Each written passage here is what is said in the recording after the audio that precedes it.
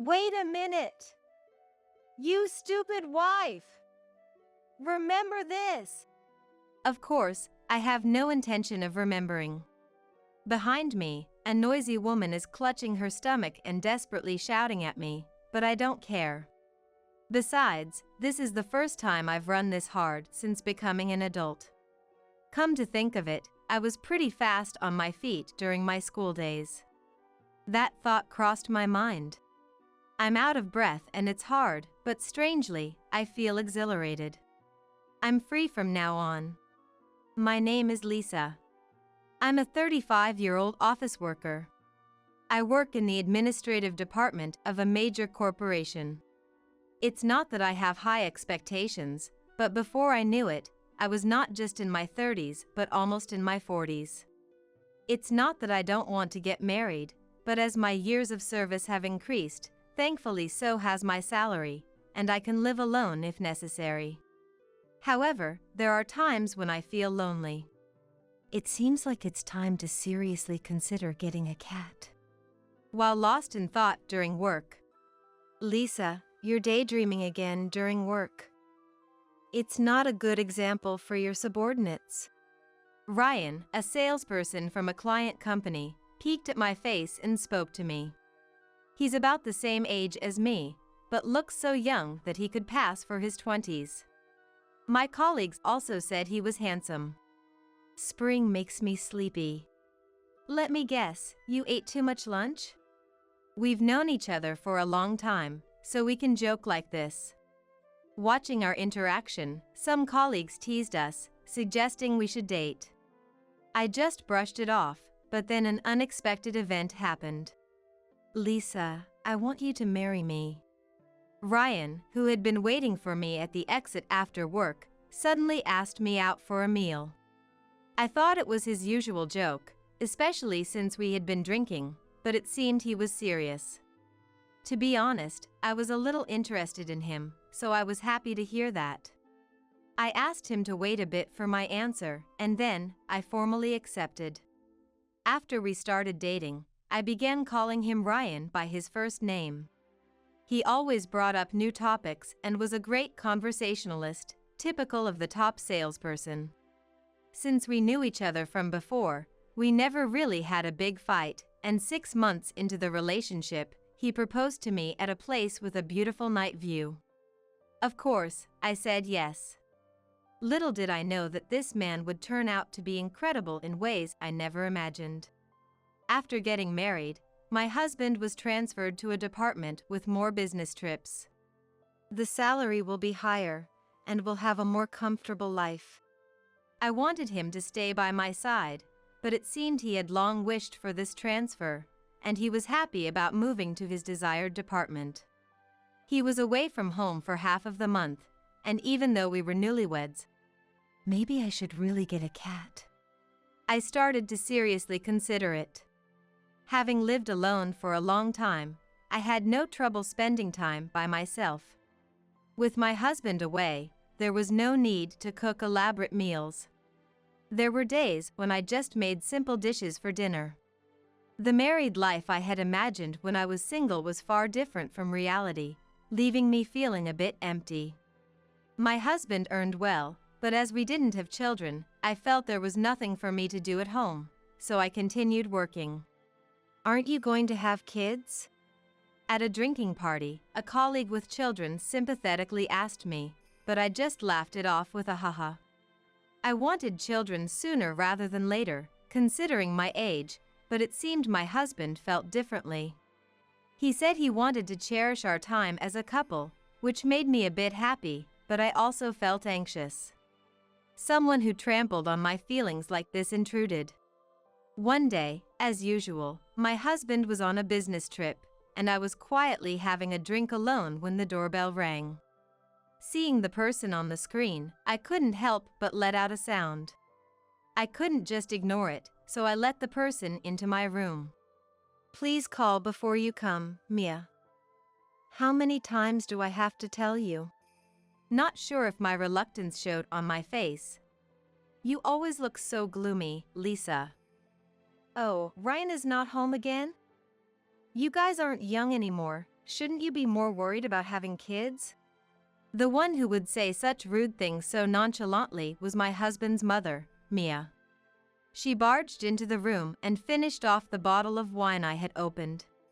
Then, without asking, she opened the refrigerator. Oh, there's some expensive-looking meat. I can take this, right, Lisa? It was an A5 grade steak I had bought as a treat for myself to cook the next day. Mia, my mother-in-law, would come to our house and pester me for things. What? No, of course not. I realized my mistake the moment I said it. Mia's face turned sour quickly. Huh? Living a life of luxury with my son's earnings, and you can't even share a bit? Sit down. Once she started, Mia was unstoppable, lecturing me endlessly. She would go on and on about how she raised her son with care, how she was strict to get him into a top university. She detailed the expenses of getting her son through college. Mia said these things, but I heard that it was my father-in-law who worked hard and earned money while Mia had always been a housewife. Maybe her frugality contributed to that. I've been subjected to this talk annoyingly many times. I've tried pretending not to be home, but she would knock on the door until I came out. Sometimes, I had to call my father-in-law to come and get her. Every time I saw him, he looked tired. Come on, let's go home. Enough is enough. Watching Mia being dragged away by him, I deeply realized that marriage isn't always about happiness. By the way, the steak was bought with my own money. As if I'd give it to Mia. Every time she appeared, I was glad we weren't living together. Then, one day it happened. I was relaxing on the sofa, sipping coffee on my day off, when… What? What did you just say? I couldn't hide my shock at my husband's words. I said, divorce. My parents, they got divorced. Tying his tie, my husband told me calmly. According to him, my father-in-law's anger towards Mia finally reached its limit. Of course, Mia refused the divorce. In the end, it turned into quite a battle, each hiring lawyers. The amount Mia demanded for the divorce was much higher than the norm, but my father-in-law agreed to it just to get away from Mia. My father-in-law's family was wealthy, and he himself was an executive of a large company. With that, Mia must have gotten quite a sum. He always looked so worn out. It's good he's free from Mia now. As I was thinking this, my husband said, So, the house was Dad's, and he's already put it on the market. What will Mia do now? As I was thinking, the doorbell rang. Not Mia again, I thought, but my guess was wrong. A uniformed delivery person stood there. I thought it was a courier and opened the door, but Mia was there with the delivery person. Confused. Where should we take the stuff? The delivery person asked, and Mia barged in. Please take it to the back room, she said. Thanks for agreeing to live together, Ryan. You're such a wonderful son of mine. I was completely left out. In no time, the spare room, which had been used for storage, was filled with her belongings, and it was transformed into Mia's living space. What? I haven't heard anything about this. I can't just accept sudden cohabitation. If it were the kind Mia, it wouldn't be a problem. But this Mia was different. As I desperately refused, both of them looked at me with puzzled faces. Isn't it all the same whether we live together now or in the future? You'll take care of Mom then, Lisa. My husband said such an absurd thing. Apparently, taking care of Mia was a foregone conclusion for me. Absolutely not. This is ridiculous. I'll divorce. This is crazy. Stop making fun of me. To this, they both started laughing at me as if I was a joke. Divorce? Try it. You'll be the pathetic one, you know? You should be thankful I even married a leftover like you. Hit with such harsh words, I felt everything go dark before my eyes. My husband said he married me for his social status. As he got older, more people around him were married, and marriage was a status symbol in society. He chose me because of my decent looks and good reputation, and he thought I seemed obedient, he said with a laugh at the end. I'll never sign the divorce papers. Well, I'm off on a business trip again, so I'm leaving now. Saying this, he left the house humming, leaving behind both me and the detested Mia.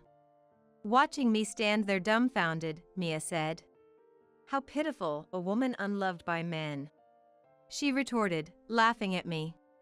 "You're one to talk, having been divorced yourself." That's what I said. Mia screamed, but I couldn't afford to waste my energy on this woman. I locked myself in my room, pondering how to get a divorce in my favor. I searched the internet, but my husband hadn't done anything particularly wrong.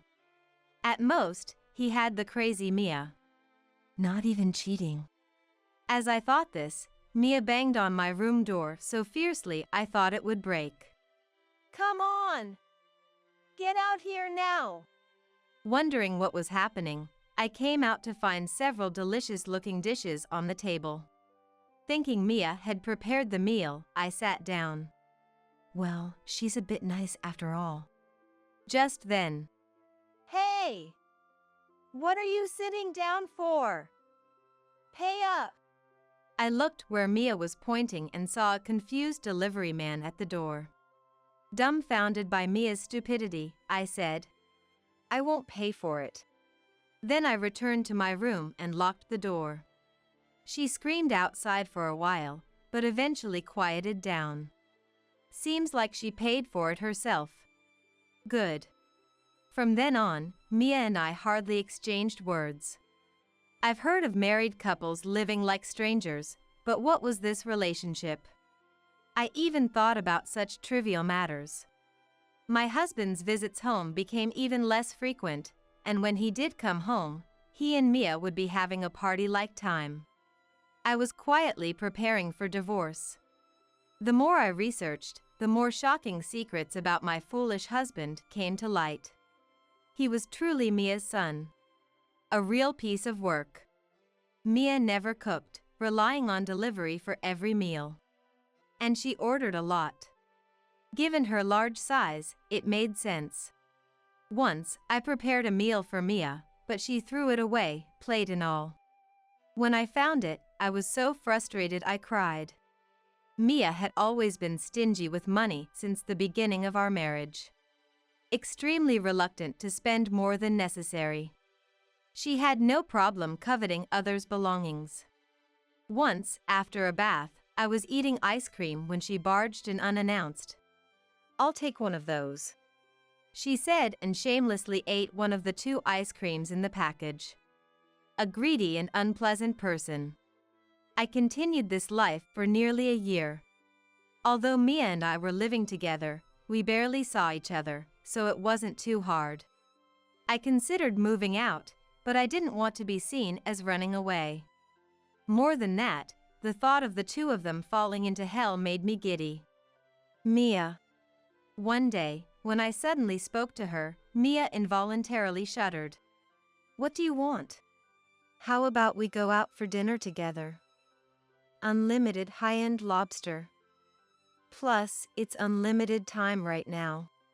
At my suggestion, Mia, always eager for a meal, was immediately interested. "I'll go, but you're paying, right?"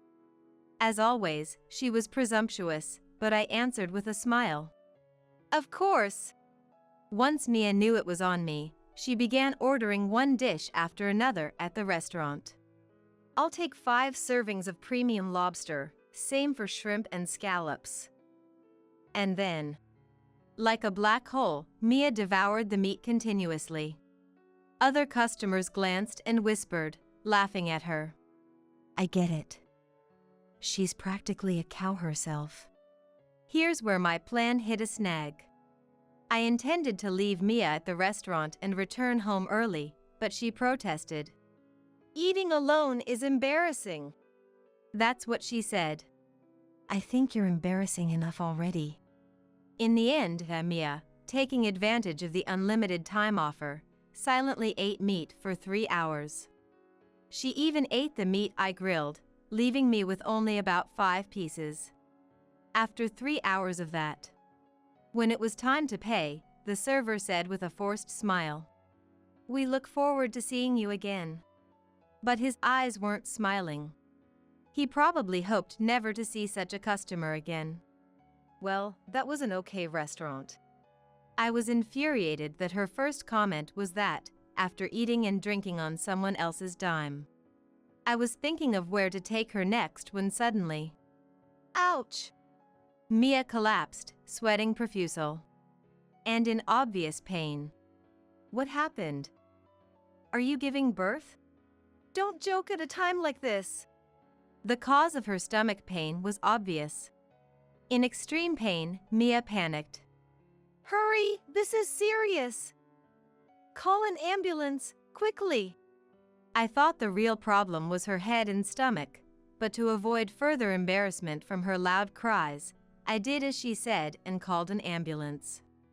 Fortunately, it arrived in about 15 minutes. By then, Mia had quieted down, but she was crouching and holding her stomach in pain.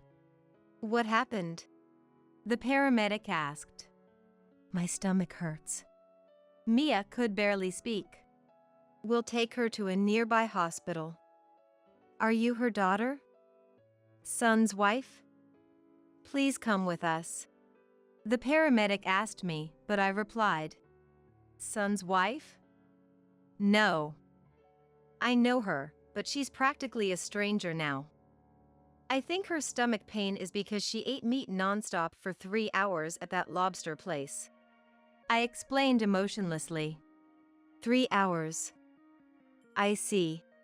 The paramedic's face twisted in disbelief. Well, I have urgent matters to attend to, so I'll leave now. Her son is around, so please contact him, I said and ran off as fast as I could. From behind, Wait! You stupid wife, remember this. I heard Mia shout, but of course, I had no intention of remembering. I hurried home. When I arrived, the movers I had arranged were there too, and I left the house with my packed belongings. A few hours later, my mobile phone was bombarded with calls from my husband. The hospital must have contacted him. Hey Lisa! What are you doing? Mom is in trouble. What am I doing now? I'm sitting on my new sofa, elegantly drinking coffee. I retorted. Don't joke. I came home and your stuff is gone, and there's a divorce petition. I'll never sign it. My husband was furious, but I said, Then it'll be through lawyers. You should receive the official documents soon. You have plenty of women, so it shouldn't be a problem, right? As I laughed, he whispered, Huh. in a small voice.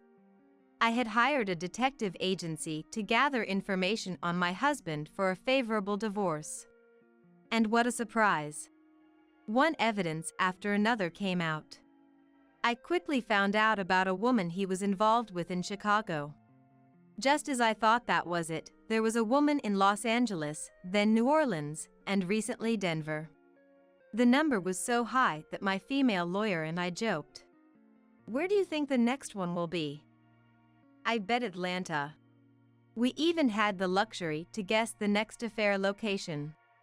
After all this, gathering evidence against him took a lot of time and money, but thinking about him going to hell made it all seem worth it.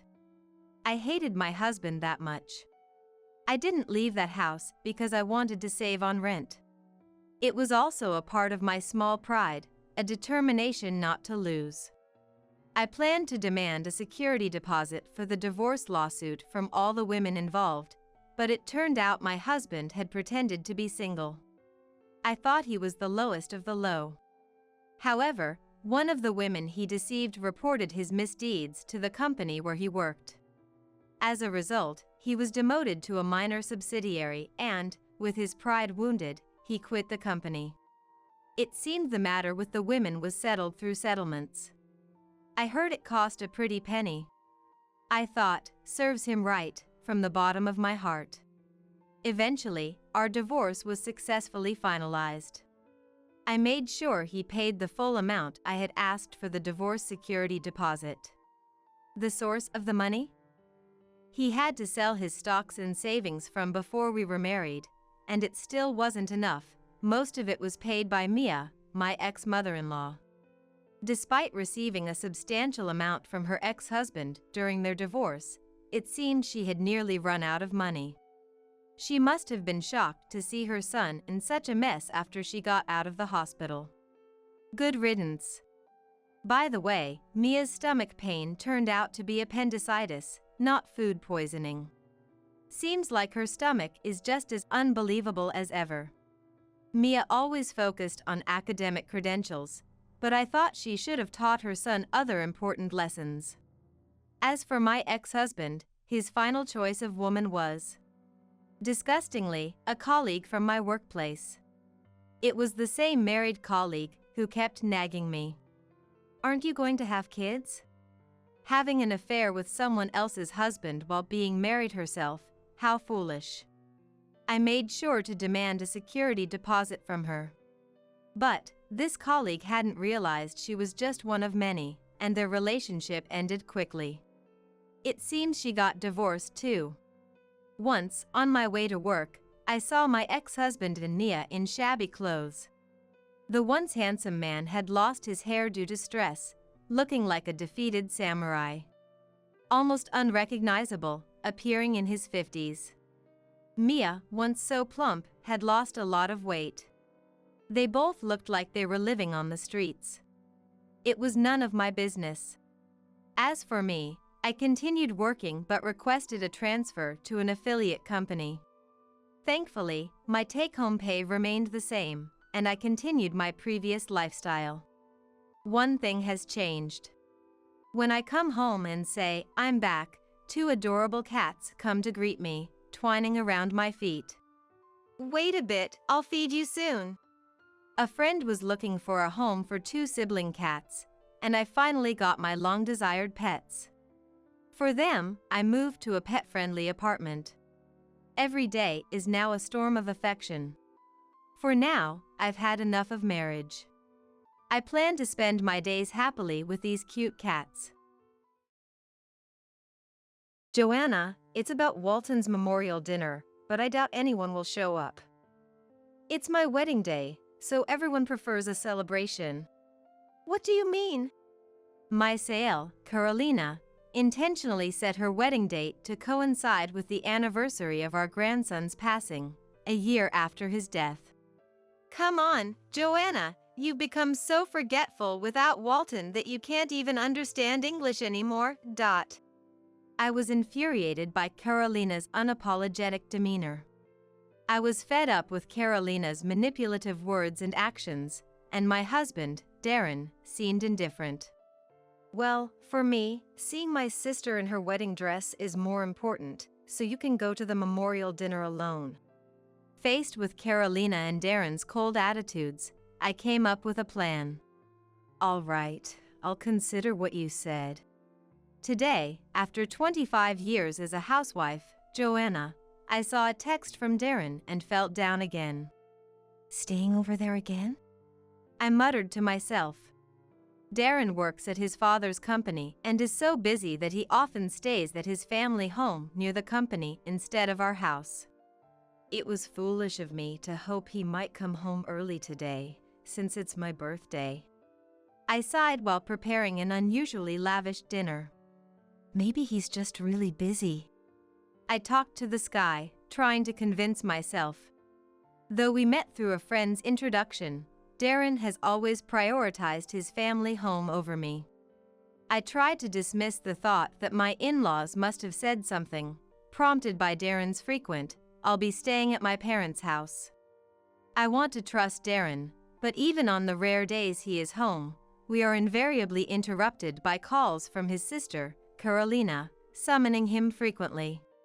Carolina, Darren's sister, is 17 years younger than him and, according to him, indescribably cute. Darren would always tell me, "I'll definitely spend my next day off with you and the kids," a promise that never materialized, making me feel like Carolina was disrupting our family life. As I was about to prepare dinner, my motivation drained, staring at a carrot when my son, Morris, called. Mom? Happy birthday! Morris, thank you. Morris's casual words warmed my heart, and I struggled to hold back tears. Mom, is it like that again today? Morris, who married at 23 and now lives with his wife, Rothy, has known since childhood that Darren seldom comes home. Seeing me clearly downcast because Darren hasn't come home, Morris, who grew up witnessing this, still worries about me and calls, even now that he's grown. Especially today, on my birthday, when he learned Darren wouldn't be coming home again, Morris said with an unusually serious tone. Mom, you must be feeling lonely without Dad, right? Yes, I am. How about we come to live with you? What? I was thrilled by Morris's suggestion, but worried that Rothy might not agree. I casually mentioned it to Rothy before, and she seemed happy about it. Morris, sensing my anxiety, responded with a clear and cheerful voice. Really? Rothy's okay with it? Of course. She likes the food you make. She said she'd be happy to eat it every day. Thank you. Then, I'll prepare your room and ask Dad if it's okay. I usually expected Darren to ignore this, but I felt like I received a birthday present from Morris, thinking he might listen this time. A ray of sunshine seemed to break through my gloom. Later, Morris and Rothy moved into our house. Even on the day they moved in, Darren didn't come home, but I was so happy they were here that I hardly minded. When I put effort into cooking, both Morris and, of course, Rothy were happy, making our meals always lively and enjoyable. Though Darren rarely came home, their presence meant I didn't feel lonely and enjoyed peaceful days. Then one day, Rothy felt unwell and decided to go to the hospital. It had been 4 months since they moved in with us, and she had never been seriously sick or injured before, so I was filled with anxiety. Morris's face, tense despite saying it'll be okay as he left for the hospital with Rothy, stuck in my mind. I tried to shake off the bad feeling by putting more energy into my chores than usual. However, my anxiety soon vanished. Mom. While I was hanging laundry on the balcony, Morris was coming home, waving at me with the biggest smile. Welcome back, both of you. How did it go? Rothy smiled and gave me a cute okay sign, gently stroking her belly. Could it be? Yes. I'm pregnant. Wow. Congratulations. I felt so full of warmth and joy, as if every cell in my body was trembling with happiness. Leaving the laundry halfway done, I went out to them. Mom, you came out for us? Of course, I'm thrilled just thinking about our first grandchild. I was told it would be difficult for me to get pregnant, so I'm really happy. Rothy lovingly placed her hand on her belly. Rothy, congratulations.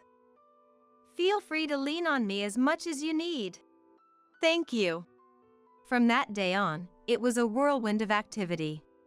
We had to gather everything needed for Rothy and the baby, organize the house, and there was plenty to do. Darren would occasionally join me for shopping, but inevitably, if Carolina called, he'd make excuses and head back to his family home, no matter where we were. Rothy's belly grew noticeably, but 3 months before her due date, something went wrong. Rothy, are you okay?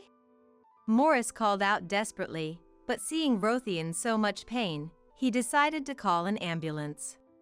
Soon after, the ambulance arrived, and Rothy was carried away on a stretcher. I'll go with Rothy, so could you, Mom, come later, please? Of course, I'll gather what's needed and take a taxi. Morris nodded briefly, then got into the ambulance with Rothy, heading to the hospital. I need to hurry, too. I packed a bag with essentials for Rothy's imminent birth.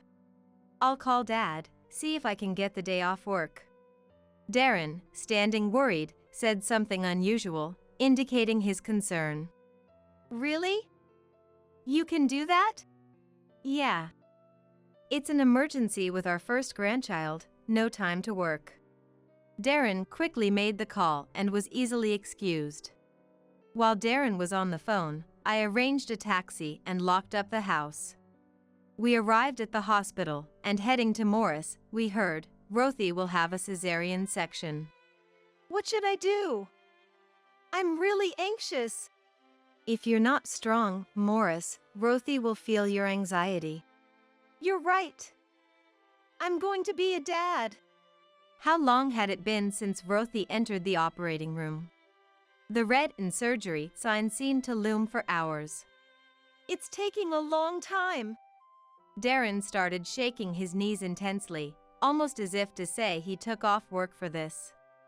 Rothy is fighting hard. Yes, and if you look so worried, the baby will be startled when born. With a furrowed brow, Darren's irritation grew, and he silently went somewhere. He went to make a call. Yes. It was clear to us that despite taking time off to be here, Darren's frustration with the situation led him to call Carolina. As Morris and I grew increasingly anxious, Darren returned with a slightly relieved expression, glanced at the operating room, but sat down silently on the bench. Rothy! Morris murmured with a mix of worry and anxiety. I'm worried about Rothy and the baby. It's been so long. Yes, I didn't have a cesarean, so I'm not sure. It's worrying. In the heavy atmosphere, the operating room door finally opened, and the doctor came out. Sorry to keep you waiting. Both mother and child are safe. Great, my precious time was wasted. Darren complained but seemed concerned about the situation inside. Afterward, a nurse came out to speak with us. If you don't mind looking through the glass, you can see how they both are. Through the glass. At Morris's puzzled voice, the nurse made a complicated face and led us over. Beyond the guided glass, Rothy appeared to be sleeping exhaustedly. And as for the baby, it was connected to tubes, covered in some kind of case. That child is our first grandchild. Tears spilled from Darren's eyes, moved by the sight of the small baby fighting to live despite its frailty. Rothy and the baby are really okay, right? Morris desperately asked the nurse. Yes, but the baby weighs about 28 ounces and is very small, so it's in a critical situation needing to be connected to tubes for a while. The joy of the baby's birth was short-lived as Morris and I were shaken by a wave of anxiety. We have to send them all the strength we can. I forced a cheerful voice and placed my hands on Morris and Darren's backs. Yeah! Darren nodded with a troubled face and quietly left the hospital. Back home, Darren began rummaging through a drawer. The baby is a boy, right? Yes, that's right. What are you looking for? That thing. Finally finding what he was looking for, Darren looked pleased with himself. Now that the baby is born, we need to give him a name. You're naming him? Of course. He carries my blood. Darren spread out a notebook, with Morris standing silently beside him, resigned that his words would be futile. Darren, oblivious to Morris, was serious as he faced the notebook. He overcame a difficult birth. Let's name him Walton, hoping he leads a calm life. Darren, surprisingly serious about the name, slowly moved the pen across the paper. Looking at the notebook with Walton written on it, Darren said with satisfaction, How about that? It's a good name, isn't it? Yes, thank you. I was hopeful, seeing Darren's happy demeanor, that maybe he would start paying more attention to the family. However, there was one significant issue. Walton was too small to be discharged, and for a while, we were not allowed to meet him directly. Eventually, we were allowed to visit Rothy, so we went to tell her the baby's name. Rothy, how are you feeling? Dad named the baby. I'm okay. Thank you. What name did he choose? Rothy turned her head towards Darren with effort. Walton. It's a good name, isn't it? Darren proudly said, spreading out the notebook with Walton handwritten on it. What a beautiful name. I'm so happy.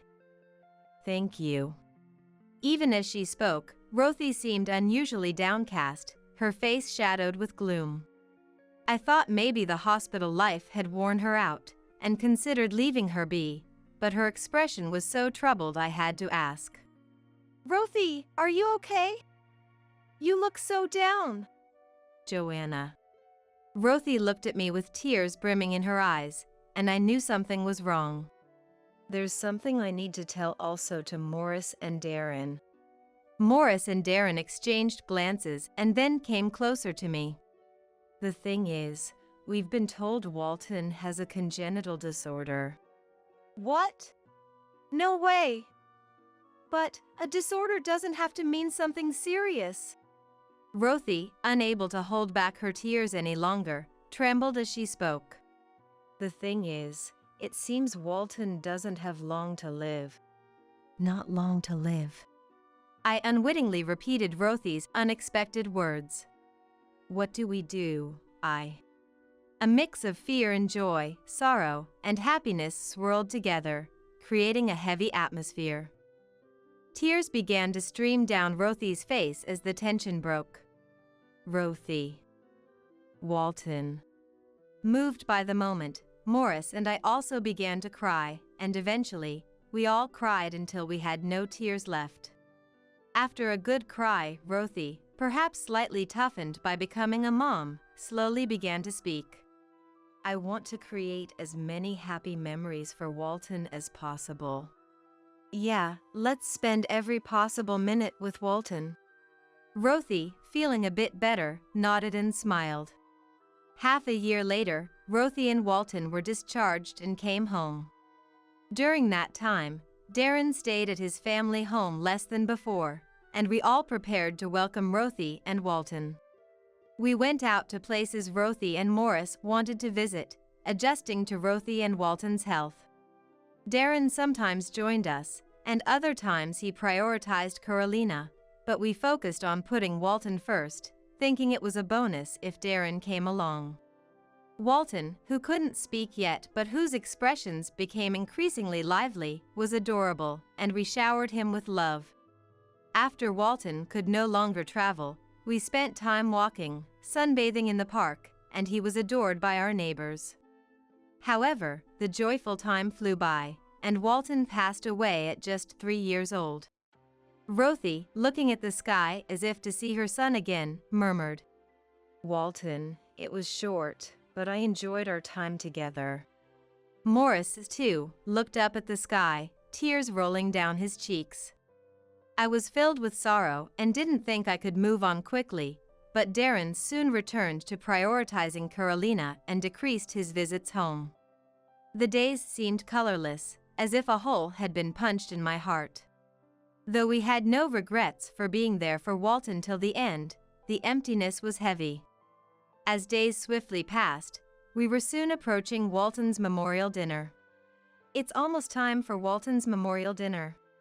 Rothy spoke to Walton's photo with a prayer in her heart. We should share lots of memories of Walton. That's a great idea. We need to invite the neighbors who loved Walton. As we talked, Darren, unusually at home on his day off, joined the conversation. When is it? Well, Walton's anniversary is next month on the 14th, so that's our first choice if the venue is available. I see. After confirming, Darren got ready and left the house. We exchanged puzzled glances, but Darren didn't return that day. The next day, I was busy arranging the memorial dinner, securing the venue, and ordering what we needed. I was about to call relatives and acquaintances when Carolina called. Joanna? It's Walton's memorial dinner, but I doubt anyone will show up. It's my wedding day, so everyone prefers a celebration. What do you mean? Come on, Joanna, have you become so forgetful without Walton that you can't even understand English anymore? Carolina was clearly mocking me. So, I'm having my wedding on Walton's anniversary. How do you even know the date? I asked, trying to keep my cool. Obviously, bro told me. My anger rose at Carolina's unapologetic attitude. Why would you do that? Whether it's his wife or grandson, I don't care. It's punishment for taking my bro away from me. He always spoils me. Carolina said bluntly and hung up unilaterally. I was left dumbfounded, holding the phone for a while. Then, Morris and Rothy came in. Mom, you look upset. What happened? Snapped back to reality by Morris's words, I hesitated to tell them about Carolina. Is it about Dad again? Just as Morris asked, looking into my face, Darren came back home, right on cue. Feeling a sense of duty, I immediately called out to Darren. We need to talk right now. What? Can't I have a moment of peace? Ignoring Darren's complaints, I got straight to the point. Carolina's wedding is on the same day as Walton's memorial dinner. What? No way. In front of a surprised Morris and a confused Rothy, Darren responded indifferently. Yeah, seeing my sister in her wedding dress is more important, so you can go to the memorial dinner by yourself. Dad, are you serious? Don't you care about Walton at all? Morris trembled with anger, and Rothy started crying from shock. Quite bold words towards your father. Naturally, as her brother, I'd rather celebrate my cute Carolina than mourn a child who won't come back. Darren began saying outrageous things, but an idea crossed my mind, and I forced myself to suppress my emotions to intervene in their conversation. All right, I'll consider what you said. Morris and Rothy looked at me with their mouths agape as if their jaws would drop, but I nodded reassuringly, and they seemed to understand. On the day of the wedding, we arrived at the hotel venue. Since we had proceeded with the memorial dinner plans without Darren, he assumed he'd be the only one attending the wedding and sat with the bride's side.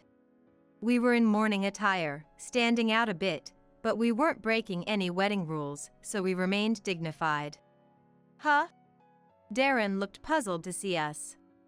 Actually, we wanted to see Carolina in her wedding dress too. We missed the invitation, so we asked your parents. Figures, right? Despite his words, Darren seemed satisfied, smiling contentedly. As the wedding began, Carolina, dressed in a pure white wedding gown, entered the venue and was surprised to see us. However, she couldn't interrupt the ceremony, especially in front of so many guests, and couldn't say anything, glaring at us in a way unbecoming of a bride throughout the ceremony. The ceremony ended peacefully, and we were there as the bride and groom and their families bid farewell to the attendees. As we were saying goodbye, a person recognized Morris and Rothy. You're Walton's parents, aren't you? Dr. Trenton. The person who approached us was Walton's attending physician, who of course knew that today was Walton's anniversary. We really appreciated everything you did. Rothy, Morris, and I hugged Dr. Trenton. No, Walton was very brave until the end. It's been exactly a year today. Dr. Trenton hinted something, but we quickly understood what he meant. The groom, Robert, noticing the last attendees weren't moving, came over.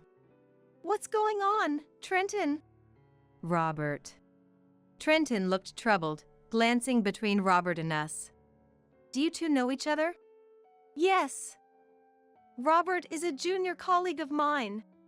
Trenton scratched his cheek, looking unsure of what to do. I've been wondering, what is your relationship with Carolina? Robert asked us, puzzled why we were sitting on the bride's side despite it being our first meeting and our morning attire. Carolina is my husband's sister, and this is my son, Morris, and his wife, Rothy. I see. And how did you come to know Trenton? Robert asked with genuine curiosity. Actually, we had a child with a congenital disorder. Dr. Trenton took care of him. Rothy answered, and Trenton nodded solemnly. Walton, our child, passed away last year and went to heaven. I'm sorry to hear that.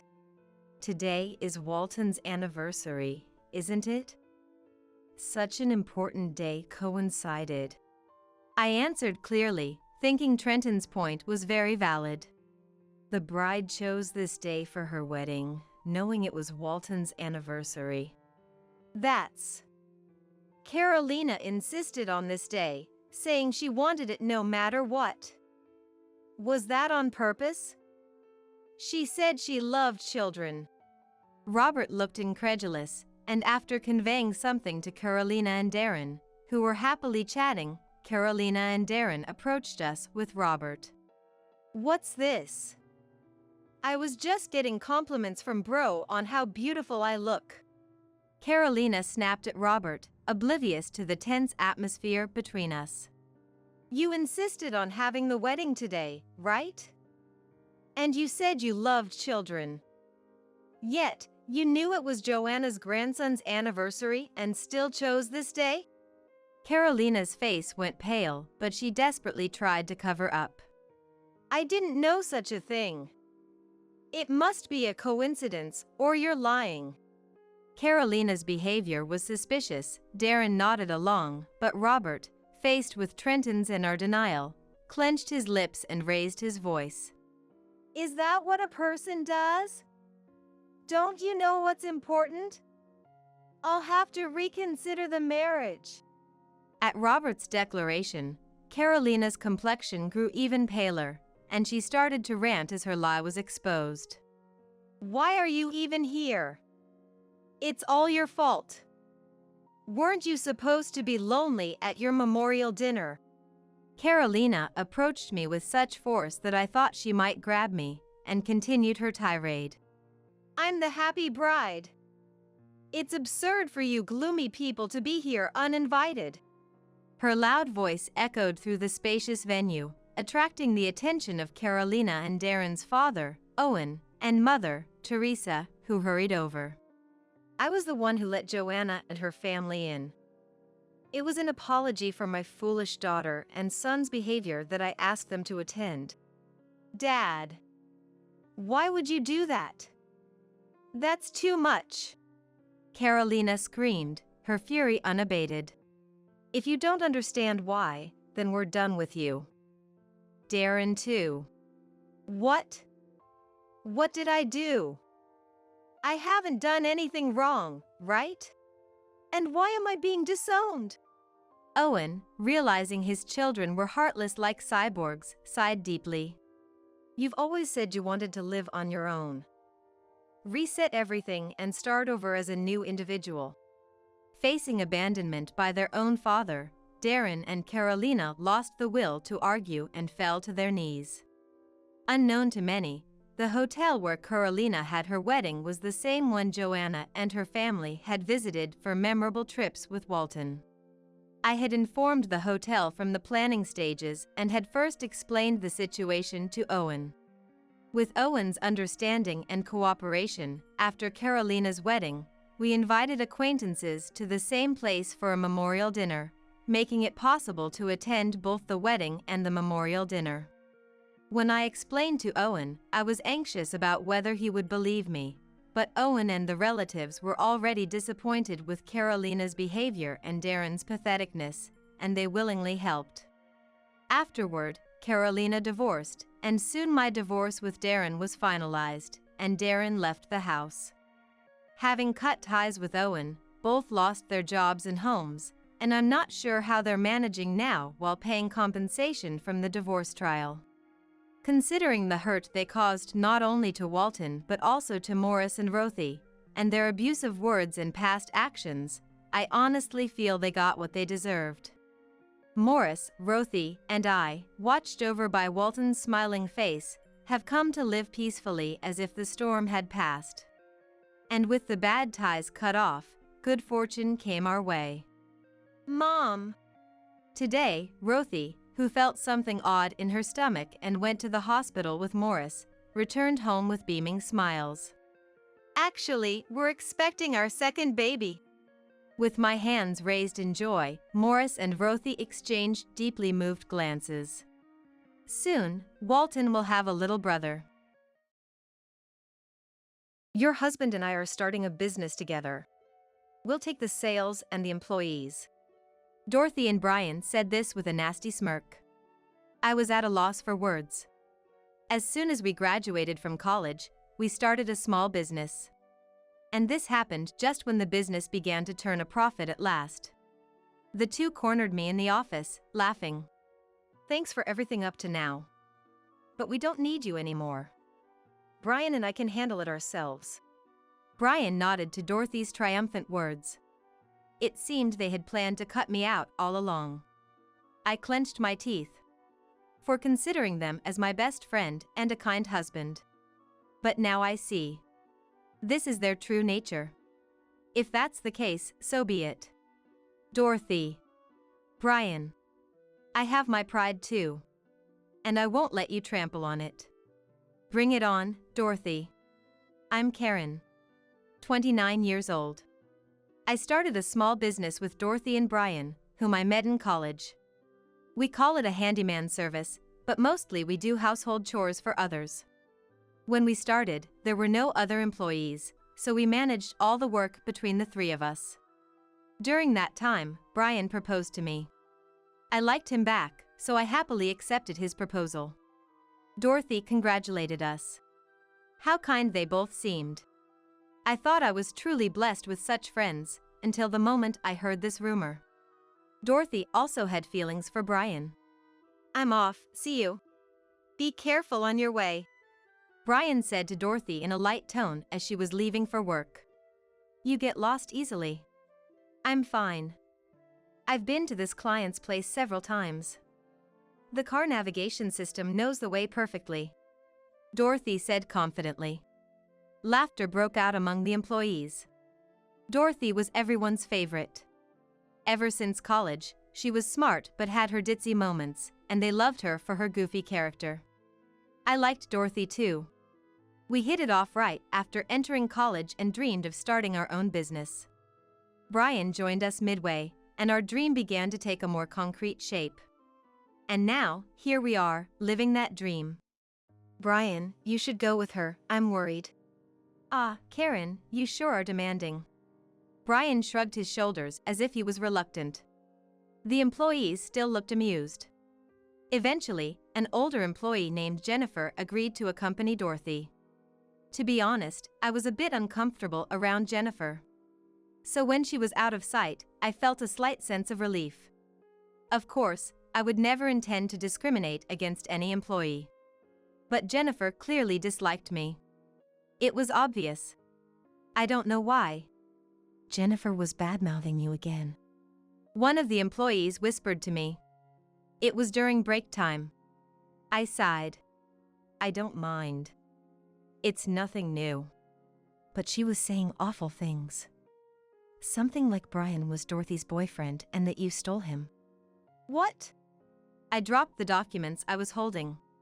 They scattered across the table.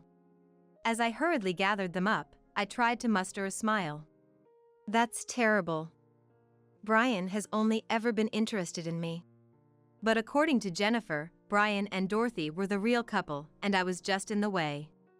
But it was Brian who confessed his feelings to me, and Dorothy never said anything about it. It must be just another baseless rumor. Why does Jennifer always speak ill of you? I don't know. All I could do was shake my head. Jennifer is 63, a veteran among the staff. All I knew was that she lived with her eldest son and his wife after her husband passed away. Just an ordinary woman. So why does she dislike me? Why spread such awful lies? I don't understand. I don't know how to deal with it because I don't understand. Of course, she wasn't always like this. When did it start? Right, it was on the way home from a welcome party for Jennifer, which was also a get-together with booze. Maybe it was that day. That day? You know, Dorothy is a lightweight. She suddenly started crying that day. Jennifer was comforting and encouraging her, and it started the day after that. Jennifer was a normal woman.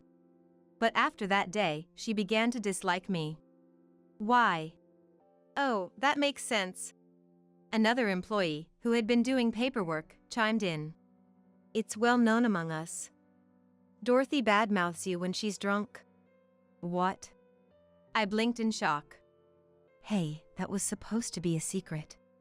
It's not something that can be hidden forever. Karen, you better be careful around Dorothy. Although, Jennifer is the only one taking the gossip seriously as for now. The male employee said languidly and returned to his work. I was overwhelmed with disbelief. Dorothy, speaking ill of me. Yes. The first employee spoke again, looking uncomfortable. Dorothy starts talking the moment you're out of sight. It's all made-up stories, terrible gossip. No way. I thought this must be some kind of joke. Dorothy is my best friend. I can't believe she would say bad things about me. But the worst part is Brian. Brian? I wondered why Brian was being brought up in this context. As my expression darkened, the employee continued with difficulty. Brian, no matter how awful things Dorothy says, he just laughs and seems to enjoy it, even egging her on. That can't be true. I had stood up from my chair. I picked up my mobile phone. I called Dorothy. Hello. Hey, stop joking around now. What joke? Apparently Jennifer is badmouthing me because of you. That's a horrible story, right? Well, Dorothy paused, seemingly deep in thought. I was hoping she would quickly declare her innocence. Dorothy wouldn't betray me. Hey, Dorothy. what? It was Dorothy's usual, cheerful voice. I felt relieved. After all, what the employees said must be false. Jennifer must have badmouthed me so persistently that everyone started to make up this joke. Seriously. So you found out all of it? Huh? I blurted out in a daze. What did Dorothy just say? I was planning to gradually increase my allies, but no one else fell for it except Jennifer. Maybe it's time to try something different. Dorothy, what are you talking about? Just kidding. Wait, what? The next moment, Dorothy burst out laughing. Don't take it seriously, we're friends, right? I would never do such a thing. Right. I slumped back into my chair, feeling drained. The employees looked at me anxiously. Dorothy was laughing on the other end of the phone. Innocent and lovely Dorothy. She was like everyone's idol. Even now, she's popular among the employees. I like her, too. I thought I did. It was all a lie, right? Yes, all lies. Dorothy's affirmation. Jennifer's attitude, and the employees' rumors. I couldn't tell what was true anymore. About Jennifer. I hesitated. Honestly, I didn't want to talk about it. But Jennifer's attitude towards me was strange. I intended to discuss it with Dorothy and Brian. What's up? She's very harsh towards me. I just think it's going to be hard to work with her moving forward. You're not thinking of firing her, are you? Brian looked at me sternly. Dorothy's smile had faded too. I was unable to look into their eyes, and I looked down.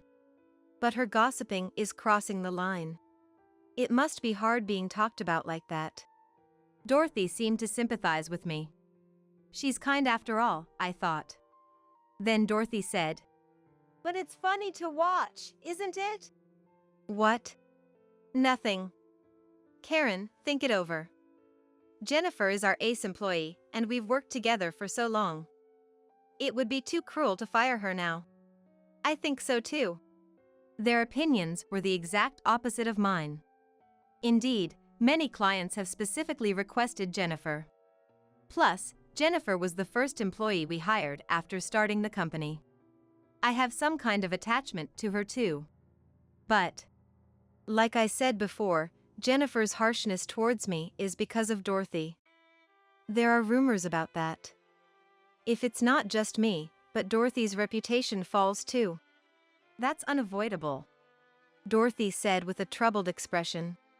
Because, well, it's the truth. Dorothy. I sighed. Lately, Dorothy has been teasing me excessively. She's manipulating Jennifer to take my place. Even though that can't possibly be true. Really, Karen, you're too nice. Brian suddenly said. I looked at him in surprise, and Brian had a smile on his face. A very unpleasant smile. What Dorothy is saying is true. I was dating Dorothy. Brian, not you too. But along the way, he got greedy. You were better in both grades and popularity. If anyone was to be the boss, it had to be you. So Brian left me for you, Karen. They took turns speaking. Words I didn't want to hear. Stop it. But Karen, you're too naive, aren't you? With that attitude, you can't compete with the cunning folks in other companies. Stop it! I shouted. My throat hurt from suddenly raising my voice. As I rubbed my throat, Dorothy started laughing. Just admit it, Karen. It's all true. I've been feeding Jennifer all this, and she's been taking it seriously. I began to tremble at her words. It's crazy. That's just crazy. Why would you do such thing? Why? It's obvious, isn't it? Dorothy said, curling her lips. You stole Brian from me. Not just that. In school, you were always above me in grades. It was always like that. Because of you, I could never be the first. But Dorothy, you were chosen as the most beautiful girl in college. That was because I worked hard to please everyone and put on a friendly face. But what about you, Karen? Without any effort, you made it into the top 10. Don't joke with me. Who's joking now? I had forgotten about the pain in my throat. Tears were streaming from both eyes. How disgusting. Crying like that. Exactly. Dorothy's face is still the best. I made a mistake in choosing a partner. Yes, indeed. Dorothy briefly glared at Brian, probably despising him for his opportunistic nature. But the next moment, she turned a sweet smile and voice to Brian. Come back to me, Brian. No. Dorothy, what are you saying? Right, even without Karen, the company can go on. Maybe, Dorothy, you should be the president, and I can assist you. You don't want to be the president yourself? I don't want a role that just dumps responsibilities on me. I'm more suited to being number 2. Brian said this casually. This is nonsense. A nightmare. I need to wake up quickly. I can't endure this any longer. As I was crouching and crying, Dorothy suddenly said, Hey, Karen. If you think you've done anything bad to me, I'll give you a chance to atone. Atone? What sin do I have? About Brian? I really didn't know. But if it's true, I feel sorry. The moment I looked up. Give me this company and Brian. Dorothy said, smiling. Your husband and I are taking over the business. We'll take the sales and employees. The two of them laughed triumphantly. It was a terrifying smirk. I finally understood. They had been planning on using me all along and to kick me out of the company once I'm no longer needed. Thanks for your hard work until now. But we don't need you anymore. Brian and I can manage on our own. That's right, that's right. I'm remarrying Dorothy, so I don't need you anymore. Their words made something inside me snap. They really had the nerve to say whatever they wanted. I have my pride too. To be trampled on so cruelly. I won't just walk away quietly. Silently, I glared at them. Then, it was my turn to smile at them. Suit yourselves. Oh, how magnanimous of you. I slipped past the two of them and walked away. Dorothy still looked proud. She must think I'm being docile out of a sense of defeat. Let her interpret it however she wants. We're not friends anymore, anyway. Brian, I'll write up the divorce papers. Just like that? Brian seemed a bit taken aback. No regrets? You don't fully understand my charm? Whatever. Dorothy crossed her legs, looking pleased with herself. I turned back to them and said, Now, I can go to France without any worries. Huh? Dorothy let out a surprised exclamation. France? What's that about? I got a job offer from a company there. I was turning it down because I was responsible for our company. But I guess that doesn't matter anymore. Yeah. Go wherever you want. After saying that, Dorothy added in a lower voice. What company is it, may I ask? It is. I gave them the name. It was a globally renowned corporation that even children would know in this era. Dorothy's voice and expression grew frantic. Why are you being scouted and not me? I didn't get any offers. Neither did I. Brian added, looking puzzled. Brian, you're just a freebie. Dorothy bluntly stated. Seriously? Brian looked dejected, but in reality, Dorothy and I were the ones who started the business. Brian was more like an assistant, or something like that. He was always like a little chick following behind. Even for Brian, it seems, was upset by Dorothy's manner of speaking. Dorothy, you weren't invited either. That's right. Karen and I were a team. We've been through everything together, so why is it that Karen is the only one getting attention from big companies? I should mention, I said, exasperated. Dorothy might have been doing the publicity and noticeable work, but the important, behind-the-scenes work? That was all me. Like sending emails to clients, for example. Dorothy couldn't be bothered, but I made sure to send a thank you email to every customer. Partly hoping they would use our services again, but mostly because I was happy they chose our company. I kept sending emails, expressing my gratitude. Then, one day, one of the clients replied. Their grandchild works for the company we just mentioned, and they talked about my work. That led to them wanting to meet me. Come to think of it, you went to France alone last month. Brian said, suddenly realizing. Why didn't you tell me sooner? Well, I thought it was just a trip. Brian seemed to be making excuses. Dorothy looked furious. Until just now, she thought she had one. But again, it turned out to be my victory. That's why I'm going to France. I waved my hand and left the office. I heard Dorothy's screams, but I could care less. After signing the divorce papers as agreed, I arranged for a moving company. Oh, right. I came up with an idea. I called another company on my mobile phone. Hello. I'd like to sell all the furniture in my house.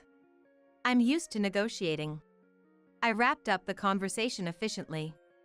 Then, there was a noise at the door. Brian had returned. Hey, Karen. What is it? This house, you bought it, but if you're going to France, you won't need it, right? So, it's fine. I've already arranged to sell the furniture and the house, I said cheerfully. Brian screamed. Why would you do such a thing? Where am I supposed to live from tomorrow? Go stay with Dorothy, I said bluntly. I was a bit surprised by my own words. I realized I had no feelings left for Brian. You're not selling the company too, are you? That's impossible. Dorothy, my co-owner, would need to agree. Right. Brian nodded, relieved. From tomorrow, Dorothy will be running the company alone. Be careful. Dorothy doesn't do anything troublesome. Your threat won't work on me. I'm just warning you. I said and went to the kitchen. I'll make dinner. What? Until the divorce is finalized, we are still married. And I have no intention of shirking my duties as a wife. I've always made meals every day. No matter how busy, I never neglected my household duties. That was my pride. Though today would be the last time I'd cook for Brian. Well, then. Tonight's dinner is beef stew. I splurged a little on some good meat this time. I sautéed it with onions and butter, carefully. With tomato salad and juice, tonight's dinner was ready. We ate facing each other. There was hardly any conversation. But the words Brian said strangely stayed with me. This is the last time I'll eat your cooking, Karen.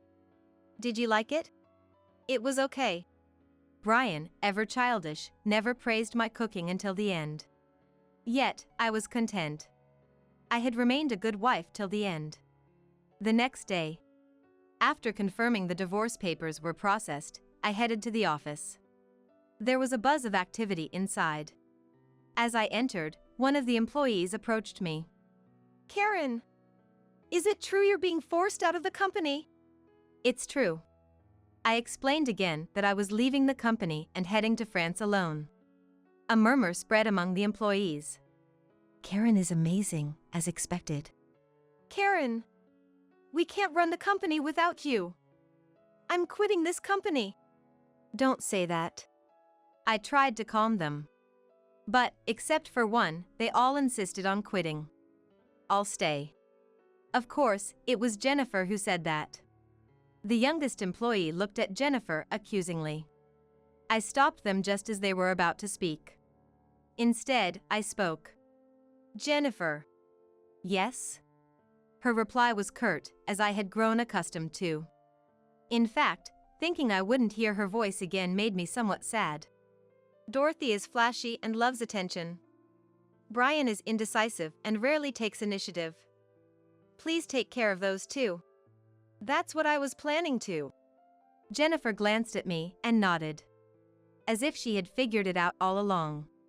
Even if I'm the only employee left, I will support them. I'm not like the other ungrateful employees. What did you say? Stop. I held them back while looking around the office. I had done well to grow the company this far. What would become of it now, losing all employees except Jennifer? I wouldn't be there to see it anyways. Karen! What are you doing in our company? Dorothy's voice rang out. This place was no longer mine. Her footsteps were my cue to leave the office.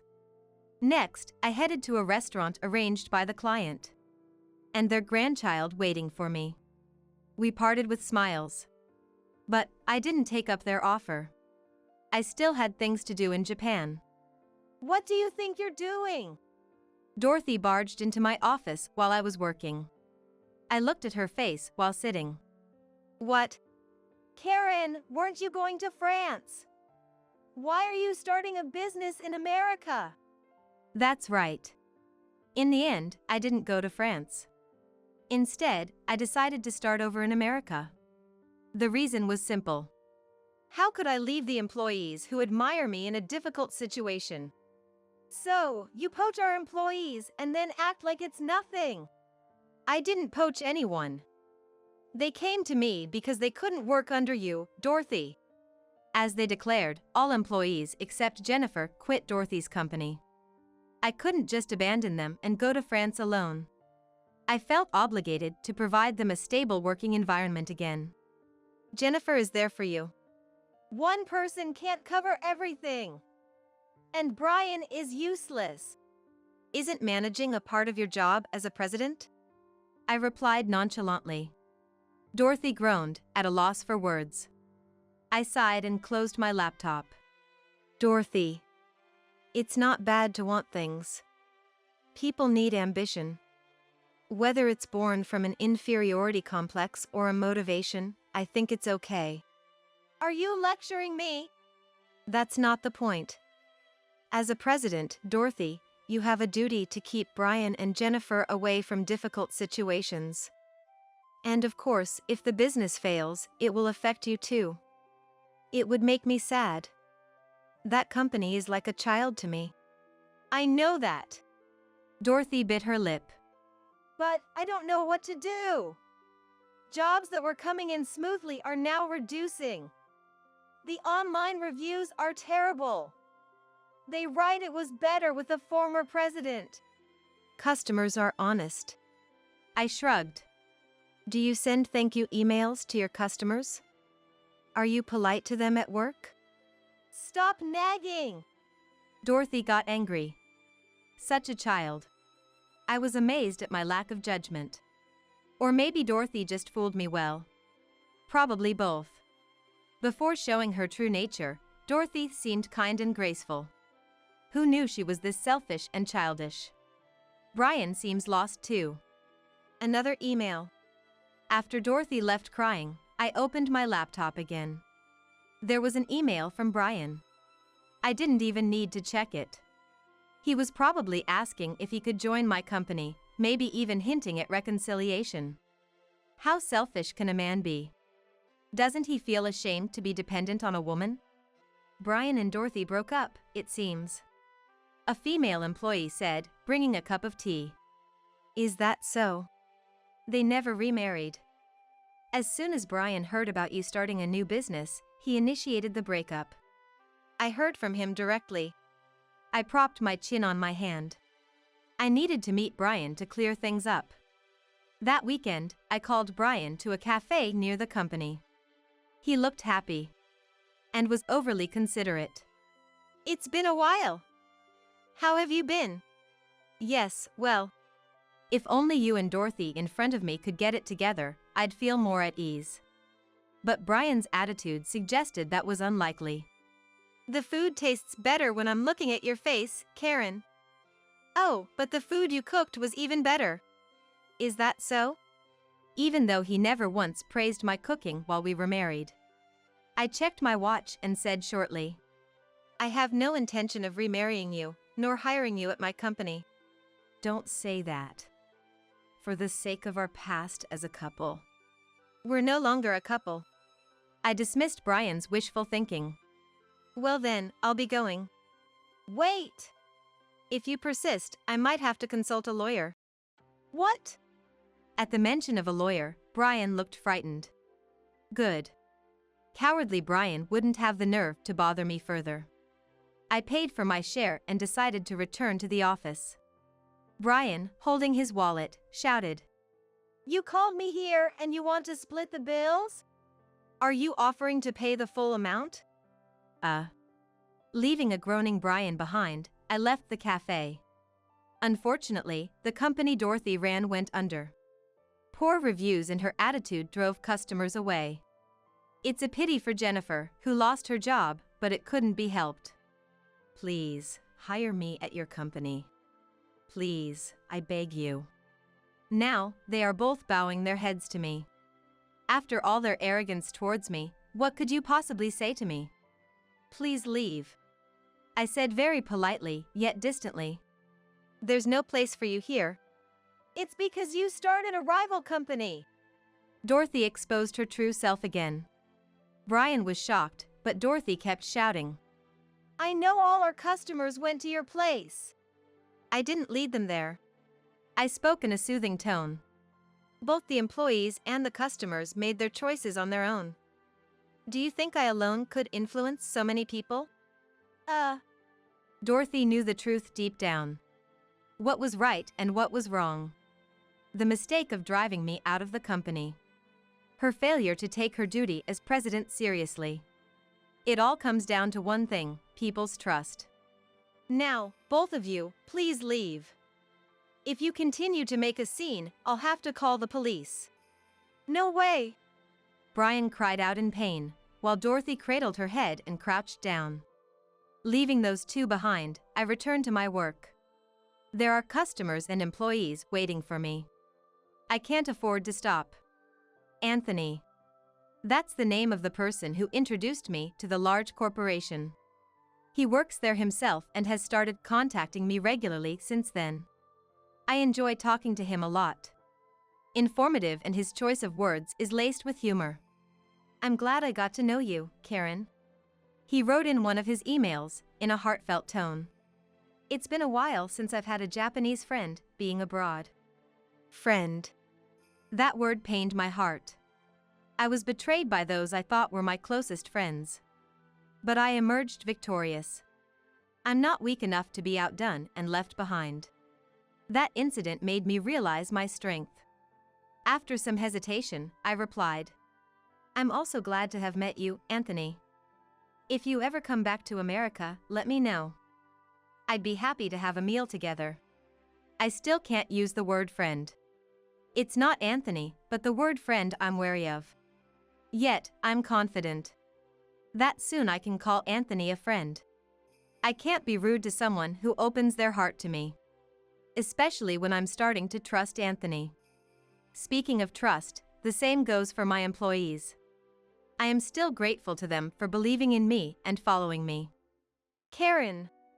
Yes, yes. Responding to the puppyish call, I stand up from my chair, feeling myself naturally giving a smile on my face. I think my time left isn't long. So, there's a secret I must tell you. On a windless, quiet night, only Samantha's voice, my MIL, could be heard. Sometimes struggling for words, Samantha shared with me an unbelievable secret. 5 years passed since then. One morning, what I thought was like any other, our caregiving life suddenly ended. It was a beautifully sunny morning. Sparrows visiting the garden chirped adorably as they hopped around. Entering Samantha's room, I said, as usual, "Good morning," while opening the curtains, but there was no response from her. I wondered if she was still sleeping, but Samantha had quietly passed away to heaven in the middle of the night. The movements afterward were very swift. Since we had already braced ourselves for this, the funeral went smoothly without any hitches, and as I stared at the room now devoid of Samantha, my husband Laurie threw his formal suit at me roughly from behind. Hey, slave! Take this to the cleaners. Our marital relationship had deteriorated to its worst over the 5 years. Gritting my teeth, I picked up the suit from the floor and found an envelope in the breast pocket. Inside the simple envelope, one might get from City Hall, was a divorce application filled out by Laurie. This too, right? Thinking this was the best timing, I immediately signed my name on the divorce application and submitted it to the local office. It was an impulsive act, but I was prepared. Ever since the day, 5 years ago, when Samantha confided that secret to me. My name is Karen. Laurie and I met through our companies and married in our late 20s, which was fine, but we were not blessed with children and had been diligent about preconception care. Even after marrying Laurie, I continued to work without quitting, but one day, Samantha's health deteriorated, and I found myself in a situation where I had to care for her. Laurie would come home from work, loosen his tie with a tired expression, and sit on the sofa, staring blankly at his mobile phone screen. Laurie's hair was disheveled, and his skin was rough. Lately, even on his days off, he seemed physically and mentally exhausted from visiting Samantha in the hospital. I made sweet coffee for Laurie, and with a slight nod, he took the cup and sipped it. Are you okay? You seem tired. Thank you. But I'm okay. How is Samantha doing? Wrapping his hands around the coffee cup, Laurie took a moment before answering. She had a chronic illness to begin with. I think a relative will need to take care of her from now on. I can take care of Samantha. Surprised by my offer, Laurie's eyes widened. Samantha and I were close, and when she was feeling well, we would go out for lunch or shopping together, so I didn't mind taking care of her. I remembered Samantha jokingly, "Maybe I'll ask you to take care of me someday," saying one day. Laurie carefully placed the cup on the table and hugged me gently, looking down. That was the last day of our preconception care. Laurie didn't say it explicitly, but I had given up on the idea of having children in my mind. Proposing to move in with Samantha to care for her was just an excuse I wanted to end our preconception care. Initially, Samantha opposed the idea of us living together and taking care of her. "It's too much to ask, Karen." Holding her hand, which she said with genuine regret, I shook my head. "There might be some shortcomings, but please let me do my best." I'm sorry, but really, thank you." Samantha cried tears of joy in front of me and Lori. As I stroked her trembling shoulders, I desperately tried to hide the dark thoughts sinking within me. I had convinced myself that a happy home was one with children. Unable to imagine happiness without children, I felt as if I had been freed from the fear that had engulfed my future. And then, I realized I was imposing that excuse on her. I quit my job and decided to live for Samantha and Lori. At that time, I had no regrets at all. Half a year into living with Samantha, Lori's return home became late due to his busy work. After Samantha fell asleep, I finished washing up in the kitchen, took a shower, and the clock pointed straight up. At that time, I had started making handmade accessories as a hobby, barely selling them online, and Samantha said, "It's beautiful." I was happy to be praised. No matter how late Lori returned, I always stayed up, carefully crafting each handmade accessory one by one. Lori came home in the middle of the night. He placed his commuter bag in the living room without a word and headed to take a shower without meeting my gaze, causing me to feel a bit irritated as I questioned his back. "Been late recently? Busy with work?" "Well, yes. Almost every day you're doing overtime." "Aren't you tired?" "Well, yes." While giving non-committal answers, he took off his clothes and went into the shower. I sighed and slumped my shoulders as I gathered Lori's discarded clothes. Lately, I had fewer opportunities to talk to anyone other than Samantha. Lori hardly ever saw Samantha, using work as an excuse to go and even on holidays. That day, I really wanted to have a proper conversation with Lori, so I decided to wait for him to come out of the shower. Seeing that I had stayed up for him, Lori made an obviously bothered face and approached me with a beer he took from the fridge. "Aren't you going to sleep? I know you're busy with work. But let's have a conversation as a couple." "A conversation as a couple? For example, what about?" He looked at me, propping his cheek with his hand, slowly swirling the beer he had drunk halfway. "That's it." Hoping to have him see the handmade accessories I made, I handed Lori a pair of earrings I had just finished. The earrings, made of natural stone parts, would clearly appear amateurish upon close inspection, but I doubted Lori would notice. Hoping for words of praise like "it's pretty" or "you did a good job," Lori glanced at them uninterestedly before dropping his gaze to his mobile phone. "Isn't it beautiful? I love these colors. Can you sell these?" "Well, I'm trying to sell them online, but it's not easy. I'm just a beginner." "Well, yes."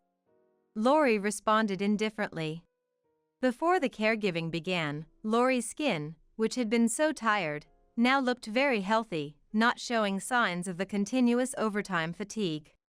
As for me, I hadn't put on makeup in a while and had been looking in the mirror less frequently.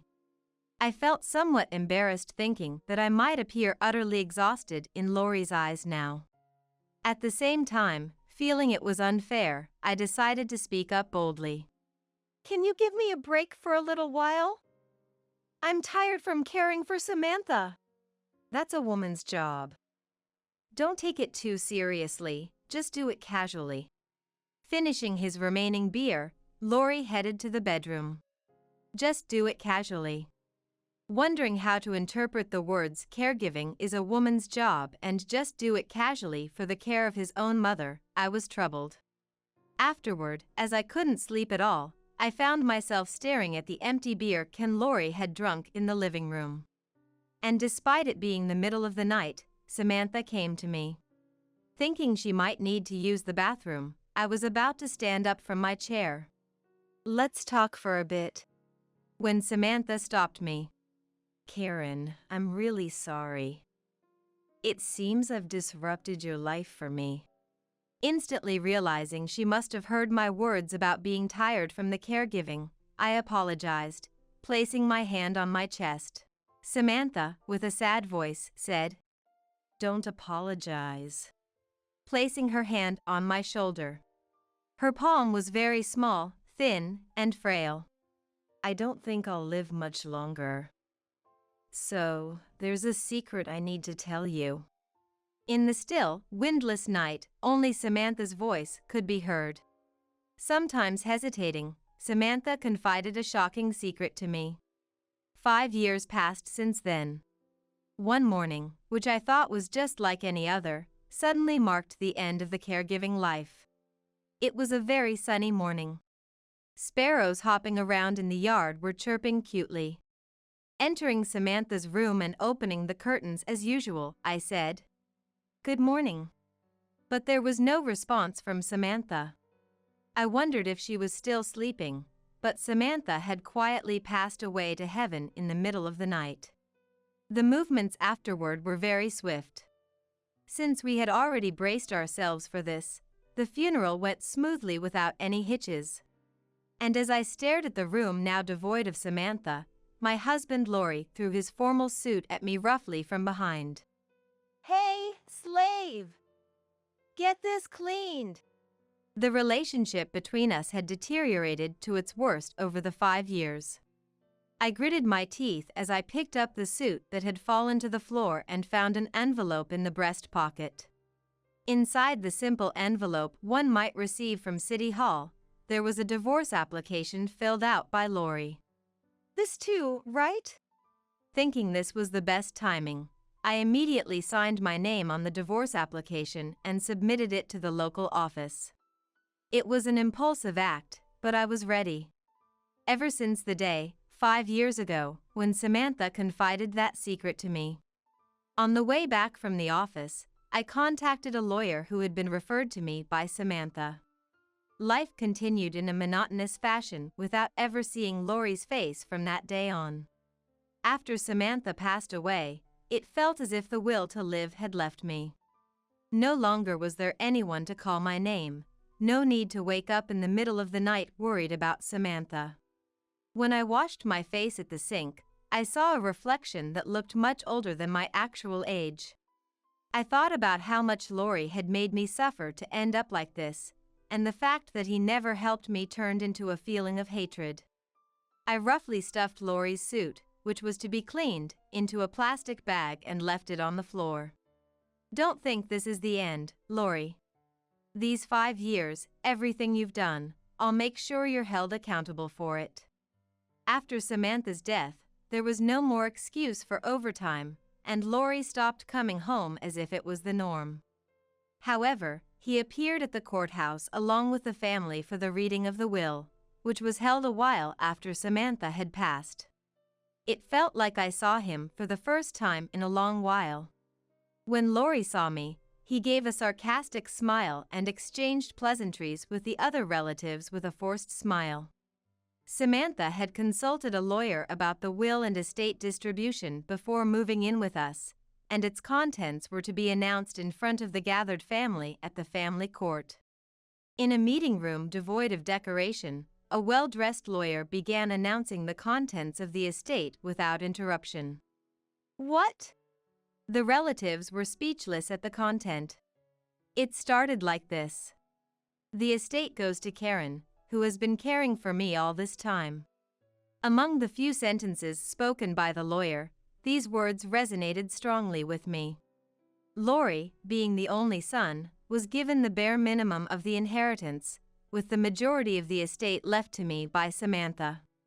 Feeling that my hard work in caregiving had been recognized, I was moved to tears, but Lori, who was listening from a distance, slammed the table and stood up. How could this be acceptable? Did Karen threaten Mom? What are you talking about? This is Samantha's last letter. Don't say anything insulting. The estate goes to Karen? Ridiculous. This is a conspiracy. Are Karen and the lawyer trying to deceive us? Laurie, with his face turning red, yelled angrily, but the lawyer calmly denied it. Even after showing the relatives the will written by Samantha's own hand and receiving confirmation that it was indeed genuine, Laurie seemed unsatisfied and frustrated. This will is unfair. In front of the relatives who were lashing out, the lawyer said, "From Miss Samantha to Mr. Laurie," and handed him a letter. Laurie, with his suit and hair in disarray, roughly opened the letter and started reading it, then immediately tore it up, surprising everyone. Crumpling the torn letter in both hands, he threw it at the wall, unable to contain his frustration, and repeatedly punched his thigh with clenched fists. Surely, Laurie was pondering how to break this situation, I thought. The relatives watched his abnormal behavior from a distance, astonished. The lawyer said, "I also have a letter addressed to Ms. Karen," and handed me a letter from Samantha. As Laurie glared at me, I began reading the letter, which started with instructions to read it aloud so everyone could hear, and I conveyed this before starting to read. Everyone present held their breath and listened intently. The letter began with Samantha's anticipation that Laurie would tear up her letter and oppose such an estate distribution. Half a year after Samantha's health deteriorated and she needed care, Laurie began an affair, which shocked all the relatives. Hearing Laurie's voice on the phone every night, it seemed he knew that his affair partner, Ariana, was happily plotting to inherit Samantha's estate after her death. "Everyone, please forgive me for exposing my son's disgrace in such a manner. Surely, my son will tear up this letter after reading it." Who would believe such a story? Is there any evidence? Where is the evidence? I carefully laid out photos for all the relatives to see, which I had prepared in advance. These were the infidelity-proof photos that Samantha had prepared for me when she confided in me 5 years ago. Undeniable evidence of the affair captured by a detective or a private investigator. Hiring a detective to set up one's own son. My own son, no less? Mom would never do such a thing. To that very son, who distanced himself the moment care was needed, and on top of that, had an affair. Do you realize how much you've hurt Samantha? Laurie, who had been disoriented for a while, upon being confronted with undeniable evidence and my determination, hurried towards me and apologized deeply. I'm sorry. Karen. I'm truly sorry. Laurie apologized loudly without hesitation. His apologies were so loud they could be heard outside, repeatedly saying, I'm sorry. But while I stared at the back of his head, suppressing the urge to kick him. It's too late for everything now, I muttered. I was lonely. I've been lonely all this time. Since Mom's care started, Karen was always with Mom. Even when I wanted to talk about my day with Karen after coming home from work, if Mom coughed, I'd be interrupted. I was fed up. I was lonely too. And sad. So, let's say goodbye. Laurie. Please, Karen. I'll break up with Ariana right away, so don't talk about divorce. Let's take the inheritance issue back and discuss it once more. Laurie forcefully tried to settle the situation and suggested that just the two of us should talk it over alone and return to our in-laws' home. During the car ride, Laurie seemed desperately lost in thought, biting his nails and ruffling his hair restlessly. Some relatives were worried that leaving the two of us alone might lead to an unfortunate incident, but I smiled and assured them that couldn't happen. A man who would push his parents' care onto his wife and engage in an affair during such a time couldn't possibly have the wisdom to alter the situation. Upon entering our home, he apologized again. In our modestly sized home entrance, next to Lori's unused, dirty shoes, he apologized deeply. Please forgive me. The affair wasn't serious, just a fling. I wanted to break it off, but found myself unable to. But I've woken up. I'll break it off right away. So, Karen, please reconsider the divorce. A situation where you wanted to break it off but couldn't? If you said it was over, wouldn't that have ended the relationship? Well, yes. But you understand, right? Coming home to see you with a gloomy face. I just wanted some comfort. Now that Mom is gone, it's just you and me starting a new life. A new life. Yes, that's about to start. Exactly. So, let's put aside the talk of divorce for now. As I coldly looked down on Lori, the front door suddenly opened. Lori, with a bewildered voice of, "What?" turned around to see Ariana standing there. Ariana, with her long golden hair and flashy makeup, wearing a designer bag on her shoulder, silently looked at Lori before turning her gaze to me. To Lori, who was apologizing. "I heard you got divorced. What's the situation?" She tilted her head and asked. Lori, unable to comprehend the situation for a few seconds, suddenly stood up and grabbed the flamboyantly dressed Ariana by the shoulder. "What are you doing here? Go back. Now's not the time." "What do you mean?" "You said you got divorced from your slave wife and told me to come over quickly. What's going on?" As confusion showed on Lori's face, he slowly turned his gaze back to me. After looking into his eyes, which had become like those of a frightened puppy, I said nothing and walked away from the entrance towards the living room. Lori seemed about to say wait, but was interrupted by the flashy woman pulling. "What's going on? Weren't you supposed to be divorced? Your wife is still here." At his arm, demanding. I took a teapot off the shelf. The round, floral patterned teapot was one that Samantha cherished. She had fallen in love with it at an antique shop before she needed care and bought it on the spot. "Let's find some lovely cups and saucers to match this beautiful teapot." We searched together at antique markets and various shops, but never found the perfect match. I fondly remember brewing tea together when she was feeling well, enjoying the aroma of the tea leaves. "Don't touch. Get out of this house. And never show your face again." Near the entrance, their voices were almost like angry shouts. As I filled the teapot with tea leaves and poured in the boiling water from the kettle, Ariana raised her voice in a shrill cry to Lori. "You called me here. What do you mean by this?" Arguing vehemently. While the tea steeped, I prepared the cups and saucers, and when the time was right, I poured the tea.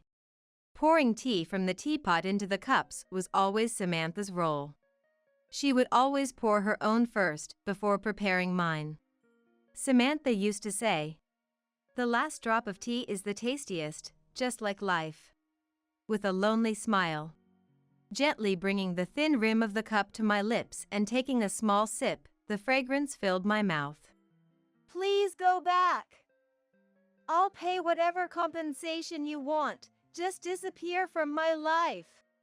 From the living room, where the refreshing scent of tea spread, I silently listened to the harsh words exchanged at the entrance a little distance away. Ariana demanded explanations from Lori repeatedly. I had anticipated it somewhat, but it seemed Lori had promised to divorce me with part of Samantha's inheritance and then enjoy life with Ariana. Eventually, the entrance quieted down. Lori, with a look of resolution, sat in front of me and apologized again. I thought to myself that I had grown tired of seeing Lori's face. That Ariana earlier, I was the one who called her. I used your mobile phone. So, that's okay. I've broken up with Ariana. It didn't sound like that. Lori chuckled while stroking his head. I wondered what I saw in this man to marry him. Hiding from Ariana. I'll contact you later. I promised to divorce my wife. He whispered, thinking I hadn't heard. Unaware of the gravity of the situation, I decided to explain very politely to Lori. I understand your plan.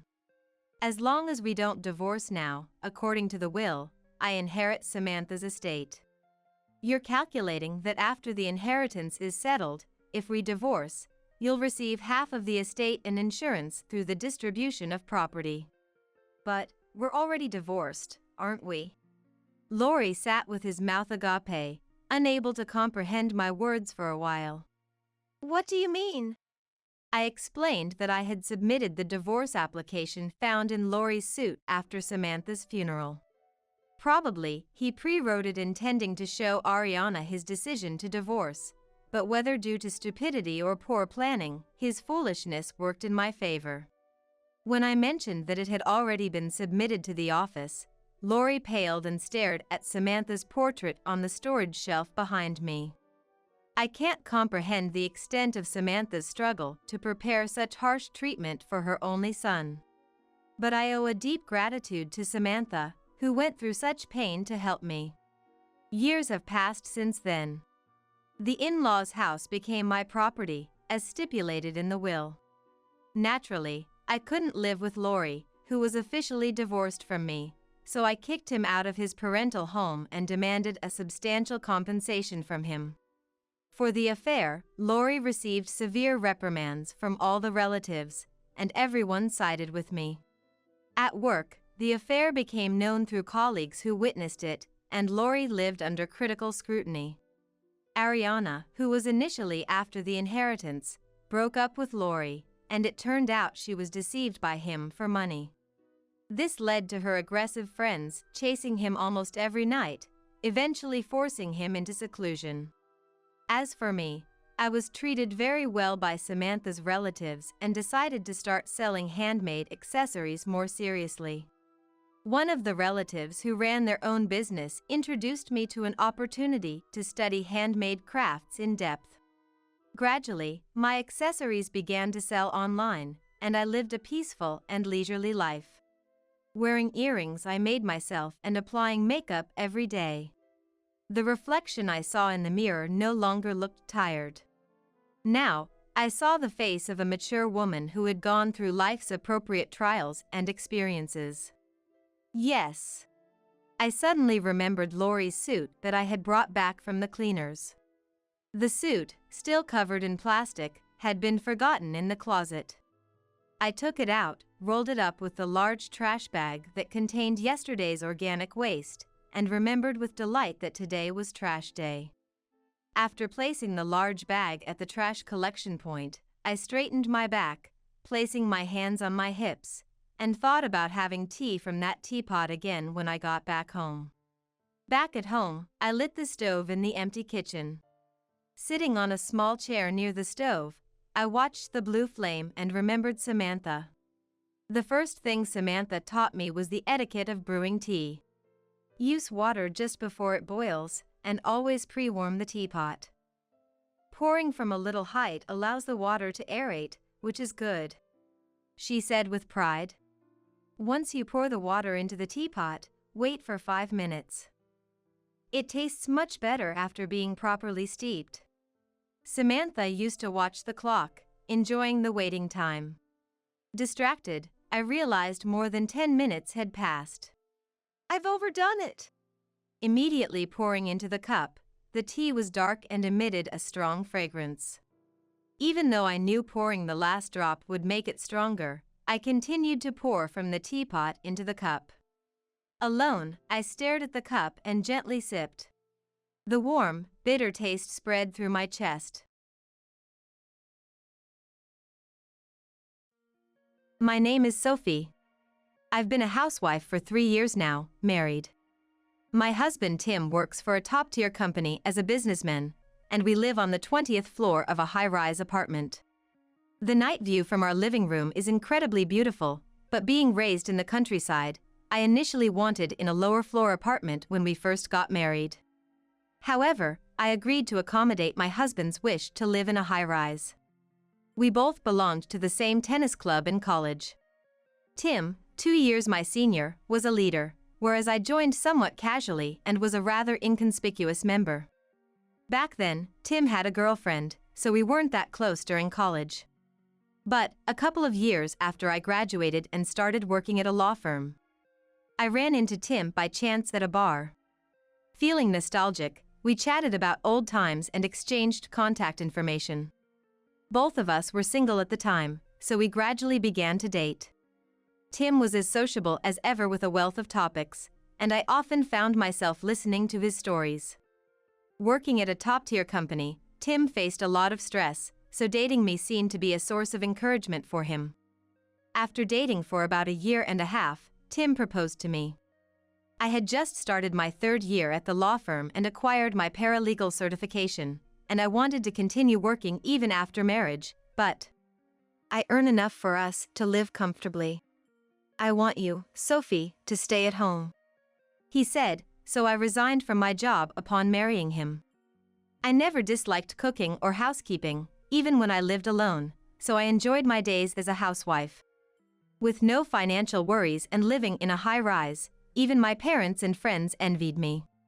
So, I focused on making sure Tim could concentrate on his work, carefully planning meals with balanced nutrition and cleaning diligently every day.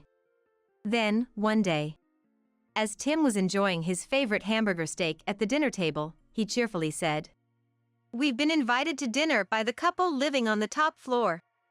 "Eh? That stunningly handsome and beautiful couple who looks like celebrities? Yeah, exactly. I sometimes see the husband at the gym downstairs. We're the same age, which surprised me. Our high-rise has a community gym on the 2nd floor. I'm not fond of machine workouts and only occasionally go for yoga, but Tim, who loves exercise, goes 2 or 3 times a week." "Really? That intelligent-looking man with glasses?" Yeah. He's an IT company CEO, apparently. Well, living on the top floor, he must be doing well. Then, should we book a fancy restaurant for the dinner? No, we've been invited to their place. Tim explained that he bumped into the couple at the apartment entrance today and got invited. Sophie, they said they'd like you to come too. Is that okay? I've only exchanged brief greetings with them. It's an invitation, so why not? Besides, I'm curious about the top floor. Tim, who can easily socialize with anyone, said. On the other hand, I, being shy, wasn't too keen on the idea. I wondered if it was just a polite gesture from them. But before I knew it, the plan became a reality, and we were visiting them this weekend. I brought some simple homemade dishes, but the couple had a professional chef cook for us.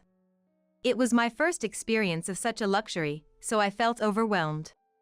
However, Wendy, the wife, was friendly and easy to talk to, and by the end of the meal, I felt as comfortable as with a friend. Excited, we talked about our experience. Even after returning from Wendy's place. I haven't had such a good chat in a long time. It was truly enjoyable. Becoming a housewife meant I didn't get to see my friends as much, so meeting Wendy was a delightful event for me. Maybe you could go for lunch with her sometimes? Wendy doesn't seem to work every day. And having a chef at home, that's just on another level. Wendy worked as a freelance designer, handling wallpaper and curtain designs, and seemed to have her own clientele, working at her own pace. I often work from home, so let's have tea together sometime, she suggested as we were leaving. Yeah, she's as beautiful as a movie star, but so approachable and genuinely nice. I'd be happy to become friends with her. Yeah, she really is beautiful.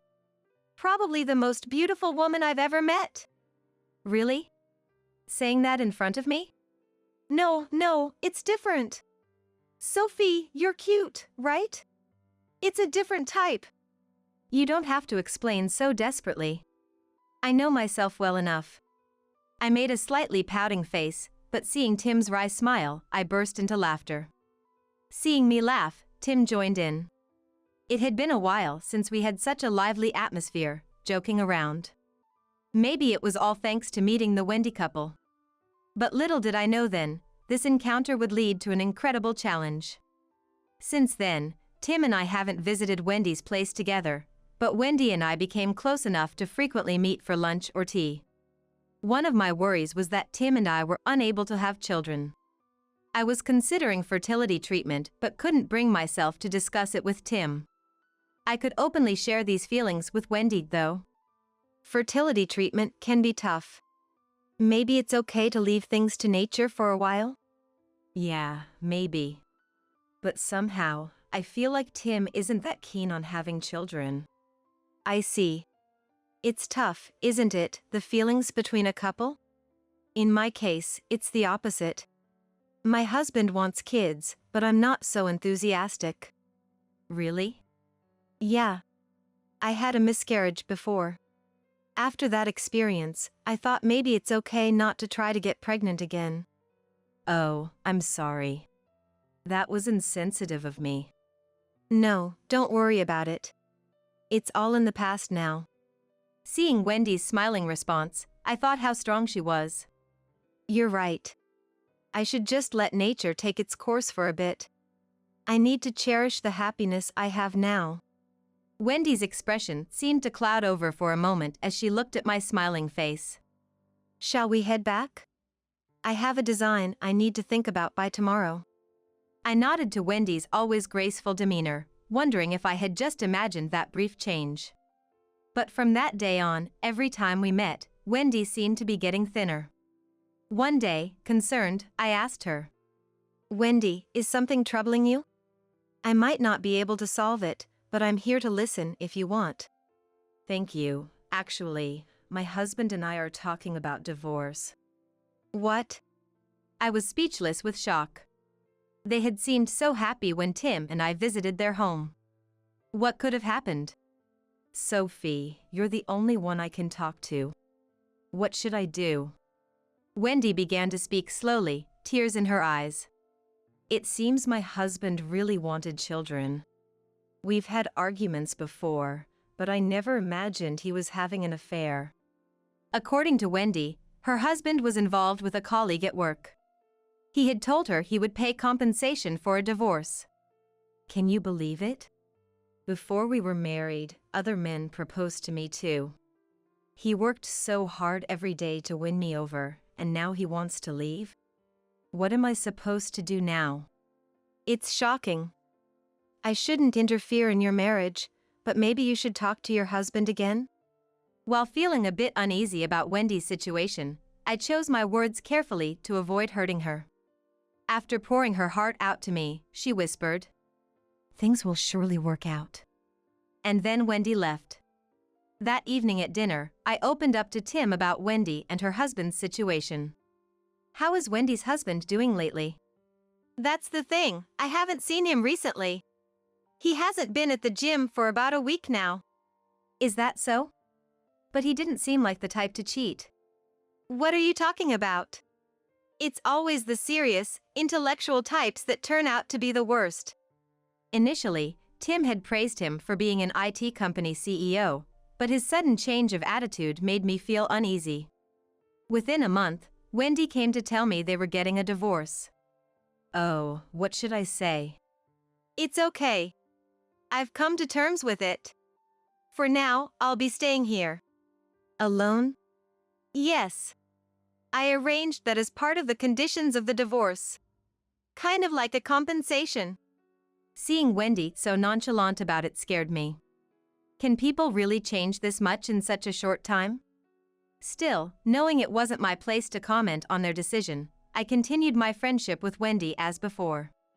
However, not long after this incident, cracks began to appear in my own marriage with Tim. Tim started coming home later than before and often went out on weekends.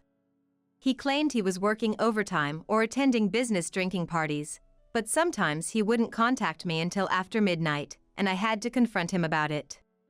Tim, I understand that work is busy, but isn't it too much lately? What do you mean? What are you trying to say? Is it really just work? What else would it be? Of course, it's work. Then, at least let me know when you'll be late. I prepare meals and everything. Huh. Sometimes, a sudden client dinner comes up. I have more responsibilities at work now. Being a housewife who plays at home, you wouldn't understand. I was half astonished by Tim's selfish reasoning. Wasn't it Tim who wanted me to stay home in the first place? I thought I was making our daily life comfortable for him. Ignoring my opinion, Tim just walked away to his bedroom. We had started sleeping in separate bedrooms a few months ago, per Tim's request. I need proper sleep for work, he had said, but our intimate life had also disappeared, making me suspect he might be seeing someone else. Tired of having negative thoughts at home every day, I considered returning to work. So, I discussed this with Wendy. It's not just me going through this, huh? I haven't confirmed he's cheating, but I'm tired of suspecting him every day. That's why I'm thinking of going back to my old job. That sounds good. I think you should work. Besides, I have a feeling Tim might have found someone else. Wendy's words about someone else stuck in my mind. Maybe, but until I hear it from him, I've decided not to press the issue anymore. Wendy, thanks for listening. I'll try my best to get back into employment. Wendy nodded slowly, giving me her usual graceful smile. The next day, I went to the law firm where I used to work. There, I found out that Georgie, the lawyer I used to work for as a paralegal, had left the firm. Apparently, he had opened a detective agency a year ago. He was the one who taught me various job skills since my first year as a professional. It wouldn't be an exaggeration to say that it was thanks to him I became a paralegal. Wanting to discuss my future career, I decided to visit his detective agency. Georgie, long time no see. Surprised you came all this way. It's been a while, hasn't it? Since your wedding, so about 3 years? It's been that long already. You helped me so much. No problem. So, what brings you here today? What happened? As I discussed my intention to return to work, I ended up honestly sharing my marital troubles and suspicions that my husband might have a mistress. Our office is a detective agency, quite different from your previous job. How about working here? Really? Yeah, we're actually short-handed and we're just thinking of hiring someone. We've been quite busy since we started, receiving investigation requests from the law firm I used to work at. Income is more than double what I earned as a lawyer. I can offer you a similar salary to before.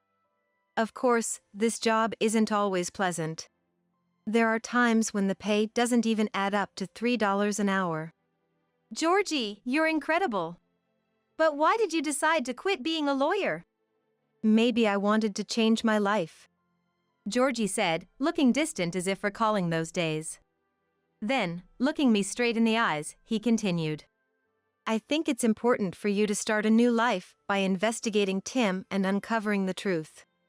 Something inside me seemed to overflow at his words. Nodding. I'll pay the investigation fee, please do it. I quickly replied. The next day, I met Wendy at our usual cafe for lunch and told her about my new job. I didn't mention it was a detective agency, just said it was an investigation office opened by my former boss. The pay might be less than $3 an hour for some tasks, but I feel like I can utilize my previous experience. I'll give it my best. That's great. I'm rooting for you. I'm thinking of going on a trip tomorrow for a change of scenery. You've been through a lot, Wendy. Enjoy your trip. Thank you. Wendy responded with an even brighter smile than usual. That was the last day I saw my friend Wendy. A few days later, Georgie called me in to report the investigation results, and I was in disbelief. Tim's mistress was Wendy. Their affair had been going on for over a year. That meant they were already involved when our families had a dinner together. I can't believe it. Wendy was so kind, listening to all my troubles. Probably just a fling at first. But Wendy's husband must have noticed. Inviting you over might have been a warning to Tim. I don't know what Wendy told you, but her husband is a serious man, not the type to have affairs. Unbelievable. I was so shocked I couldn't say anything more. There's plenty of evidence. You could get a significant amount of compensation. Tim's on a business trip now, right? Yes. After managing to reply, something struck me, and I looked at Georgie. He nodded solemnly, placing a photograph in front of me. It showed Tim and Wendy entering a resort hotel together. They were on a trip. Eventually, Tim and I divorced. I didn't ask for compensation. Instead, I cited irreconcilable differences as the reason of the divorce. Leaving the house, I started working, renting a room in the building of the detective agency. Tim and Wendy remarried without any remorse. Are you really okay with this? Georgie asked me, but for me, it was all according to plan. However, I never thought I'd witness it with my own eyes. A year later, I unexpectedly ran into my ex-husband, Tim. It's been a while. How's work going? I heard it's like $3 an hour. Well, keep at it. He spoke in a mocking tone, and I replied, After a year, you still know nothing. What do you mean? Why don't you ask Wendy? Tim left with a look of dissatisfaction, but that night, he called me in a frenzy. Did you know about this? Know what? That Wendy is buried in debt. Wendy had always been a big spender. Though she claimed to be a designer, she didn't really make much. I knew. I knew you were involved with her for over a year while still married to me. Oh, and one more thing. While you were dating her, she miscarried a child from another boyfriend. That's a lie, right? You knew everything and still married her because you loved her, right? Good luck with that. Bye. I hung up and immediately blocked Tim's number. You finally put a period in that chapter of your life. You did well. Georgie, who had overheard the conversation, spoke to me gently. I couldn't hold back my tears. It was the first time I cried since the divorce. Georgie, without saying a word, just held me. After that, Georgie and I became the best partners, both in work and personal life. Apparently, he had been in love with me since we first met. Now, I love him very much too. Tim, on the other hand, ended up filing for bankruptcy because he couldn't pay off Wendy's huge debts. He couldn't stay at his company and now works for a delivery service. This isn't what I signed up for. He spends his days dealing with Wendy, who constantly complains. They betrayed people without a second thought, but will they ever realize the consequences of their actions? First, take this $20 and go to the hospital, because I promised Mom I'd do something for her first. My husband said, pulling out the bill and handing it to me. I was completely taken aback by this unexpected turn of events and could only stand there dumbfounded, watching him drive away. Incredibly, he had chosen to leave his wife, who was in pain from her water breaking, to prioritize taking his mother to her hobby class. Despite the harassment I had suffered from my mother-in-law, Mary, and the tough times she put me through, I had always endured it, thinking of our unborn child. But now it was clear to me. A person who disregards their child like this doesn't deserve to be a parent. I steeled myself to face childbirth alone, enduring the increasing pains. I am Jane. Tom, whom I married right after graduating from college, is 3 years older than me, and we lead a reasonably happy married life. He was a senior at the club I belonged to in college. He seemed to have fallen in love with me at first sight when I joined as a new member, and looking back, I was embarrassingly overwhelmed by his passionate approach. As a young adult, just being a senior made him seem irresistibly cool, and I responded to his approach. We dated smoothly from 3 months after I enrolled until graduation. Even after marriage, Tom was head over heels in love with me, so I never worried about him cheating.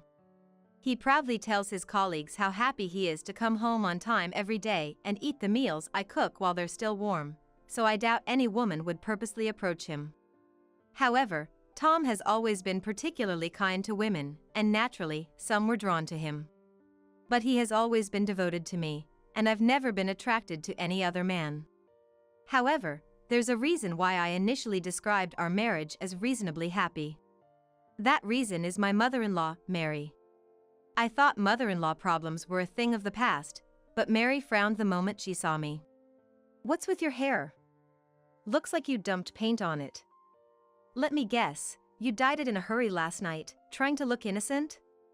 It's embarrassing. Can you leave my son and go home for today? Seriously, you knew we were meeting. You should have taken care of your hair earlier. When I first visited Tom's family before we got married, Mary said this, and I, still young, turned pale with fear. Just as Mary said, I realized the day before that my hair color was too bright, so I dyed it with Tom's help. Feeling embarrassed and frustrated at being seen through, I was down for a while after that. It was my fault for the breach of etiquette, but I wouldn't have been so upset if Mary had been a bit more restrained in her comments. Because of my hair color, I felt like I was being pushed away from Tom and was sent back home alone from my first visit to his family, so Tom called me later. Mom was just nervous and came off too harsh. She actually likes you, Jane, so don't worry. She's in favor of our marriage and really wants you to visit home again.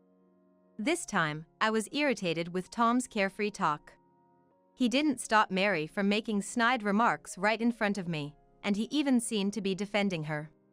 There's no doubt Mary doesn't genuinely want me at her house. Would I be pressured to live with them after marriage and face daily harassment? Surprisingly, when we got married, Mary didn't suggest anything like that. I was relieved, but soon after, Mary began frequently inviting Tom to her home. Now that you've finally graduated from a far-off university and got a job here, you get married right away. I've been so lonely. Why don't you let Jane rest and stay here for about a week? Messages like this would arrive for Tom, and I shivered. Showing me the message, Tom asked, "What do you think?" Instead of answering, I called Mary right there. "I'm sorry, but we haven't finished unpacking and the paperwork isn't done yet either. It'll be a while before Tom can relax. I apologize." When I said this, Mary replied with nagging words. "Do the unpacking yourself? Don't always rely on my son." But I just nodded along and ended the call. Mary's offer to let me rest was just a facade. She wanted her dear son by her side. I was annoyed with Mary for lacking consideration, especially as newlyweds, and also upset with Tom for not refusing. According to Tom, Mary has always been like this. Her overprotectiveness worsened after she divorced Tom's father. When Tom decided to go to college, she cried and tried to stop him. Somehow he convinced her and went to college, but they communicated via messages and calls almost every night. Tom trusts his mother, who raised him as a single mom, so they've always had a good relationship. It's fine to be a caring child and mother, but there should be an appropriate distance between adults. And I understand it's not good to interfere with another family's dynamics. He was serious about his job and chores and had a nice personality, so for a while, I tried to come to terms with it. But it wasn't long before I began to question the uncomfortably close relationship between the two of them. One holiday, my usually late-sleeping husband woke up earlier than me and started preparing to go out, so I asked, "Did we have plans to go somewhere today?" "Mom and I are going shopping, Jane. You can keep sleeping," he replied with an unbelievable answer. Apparently, Mary wanted to buy clothes and asked Tom to come along so she could ask for his opinion. I got angry again at my husband for agreeing without hesitation, but tried to stay calm. "You finally have a day off. Let's do something together." I tried to keep him walking out the door. But he shook his head and replied, "I'd like that, but I already promised Mom, and she seems to be waiting outside already." Shocked by his words, I headed to the entrance in my pajamas. Looking out the window to the garden, I saw Mary's bright red car parked there. Noticing my gaze, Mary turned around and smirked as she got out of the car. "Tom, you're late. Jane's a stay-at-home wife and still asleep at this hour?" Pathetic. Should I buy you an alarm clock on our way home today? Mary, with her bright red lipstick matching her car, laughed heartily and affectionately took my husband's hand, leading him to the passenger seat. I was dumbfounded watching their cozy interaction and could only watch as Mary's car sped away cheerfully. After this incident, my husband's behavior started to change gradually. He almost stopped doing the household chores he used to do naturally and began going to his family's house almost every weekend. His attitude towards me also changed, becoming more domineering. Jane, you're too lazy.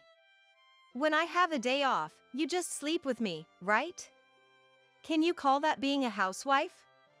You even stopped putting on makeup at home. That's not good after getting married. Mom is worried about you, too. Why don't you visit her alone once in a while? I don't know what Mary has been saying about me, but my husband agreeing with her is absurd. He never mentioned anything about naps or makeup during our courtship. But as my husband says, maybe Mary really is concerned about my behavior. I tried to convince myself of this several times, but knowing how Mary treats my husband like a lover, I can't help but see it as harassment towards me. However, I thought Mary's curse would change once we had a child. I found out I was pregnant shortly after I started having doubts about my husband's behavior. His eyes lit up with joy. And he held my hand, promising to work through it together. But Mary's harassment got worse after this, indirectly forcing my husband to leave me alone for trivial reasons like shopping, hospital visits, or cleaning her house. I tried explaining to my husband that Mary's actions were malicious towards me, but it backfired. He suddenly snapped with anger. Mom always talks about you when we meet. She says you should go back to your parents' house or take time for yourself. Getting angry over this will affect the baby in your stomach. You should appreciate Mom's concern. He started leaving me alone more often. As morning sickness worsened, I told him I was anxious being alone and wanted him to be with me as much as possible. But to my cry for help, his reply was unbelievable. Even if I'm around, there's nothing I can do for you. Mom said she wanted to be alone all the time during her pregnancy and didn't even want to see Dad. He wouldn't listen to me. And feeling physically and emotionally unstable, I resolved to fight alone. Then, one day while shopping for baby items with my husband, we bumped into one of his colleagues. Tom, I hear you're actively attending parenting classes. Your home library is full of parenting books, right? Today, too, accompanying your wife for shopping, you're going to be a great dad. Can't wait for your child to be born.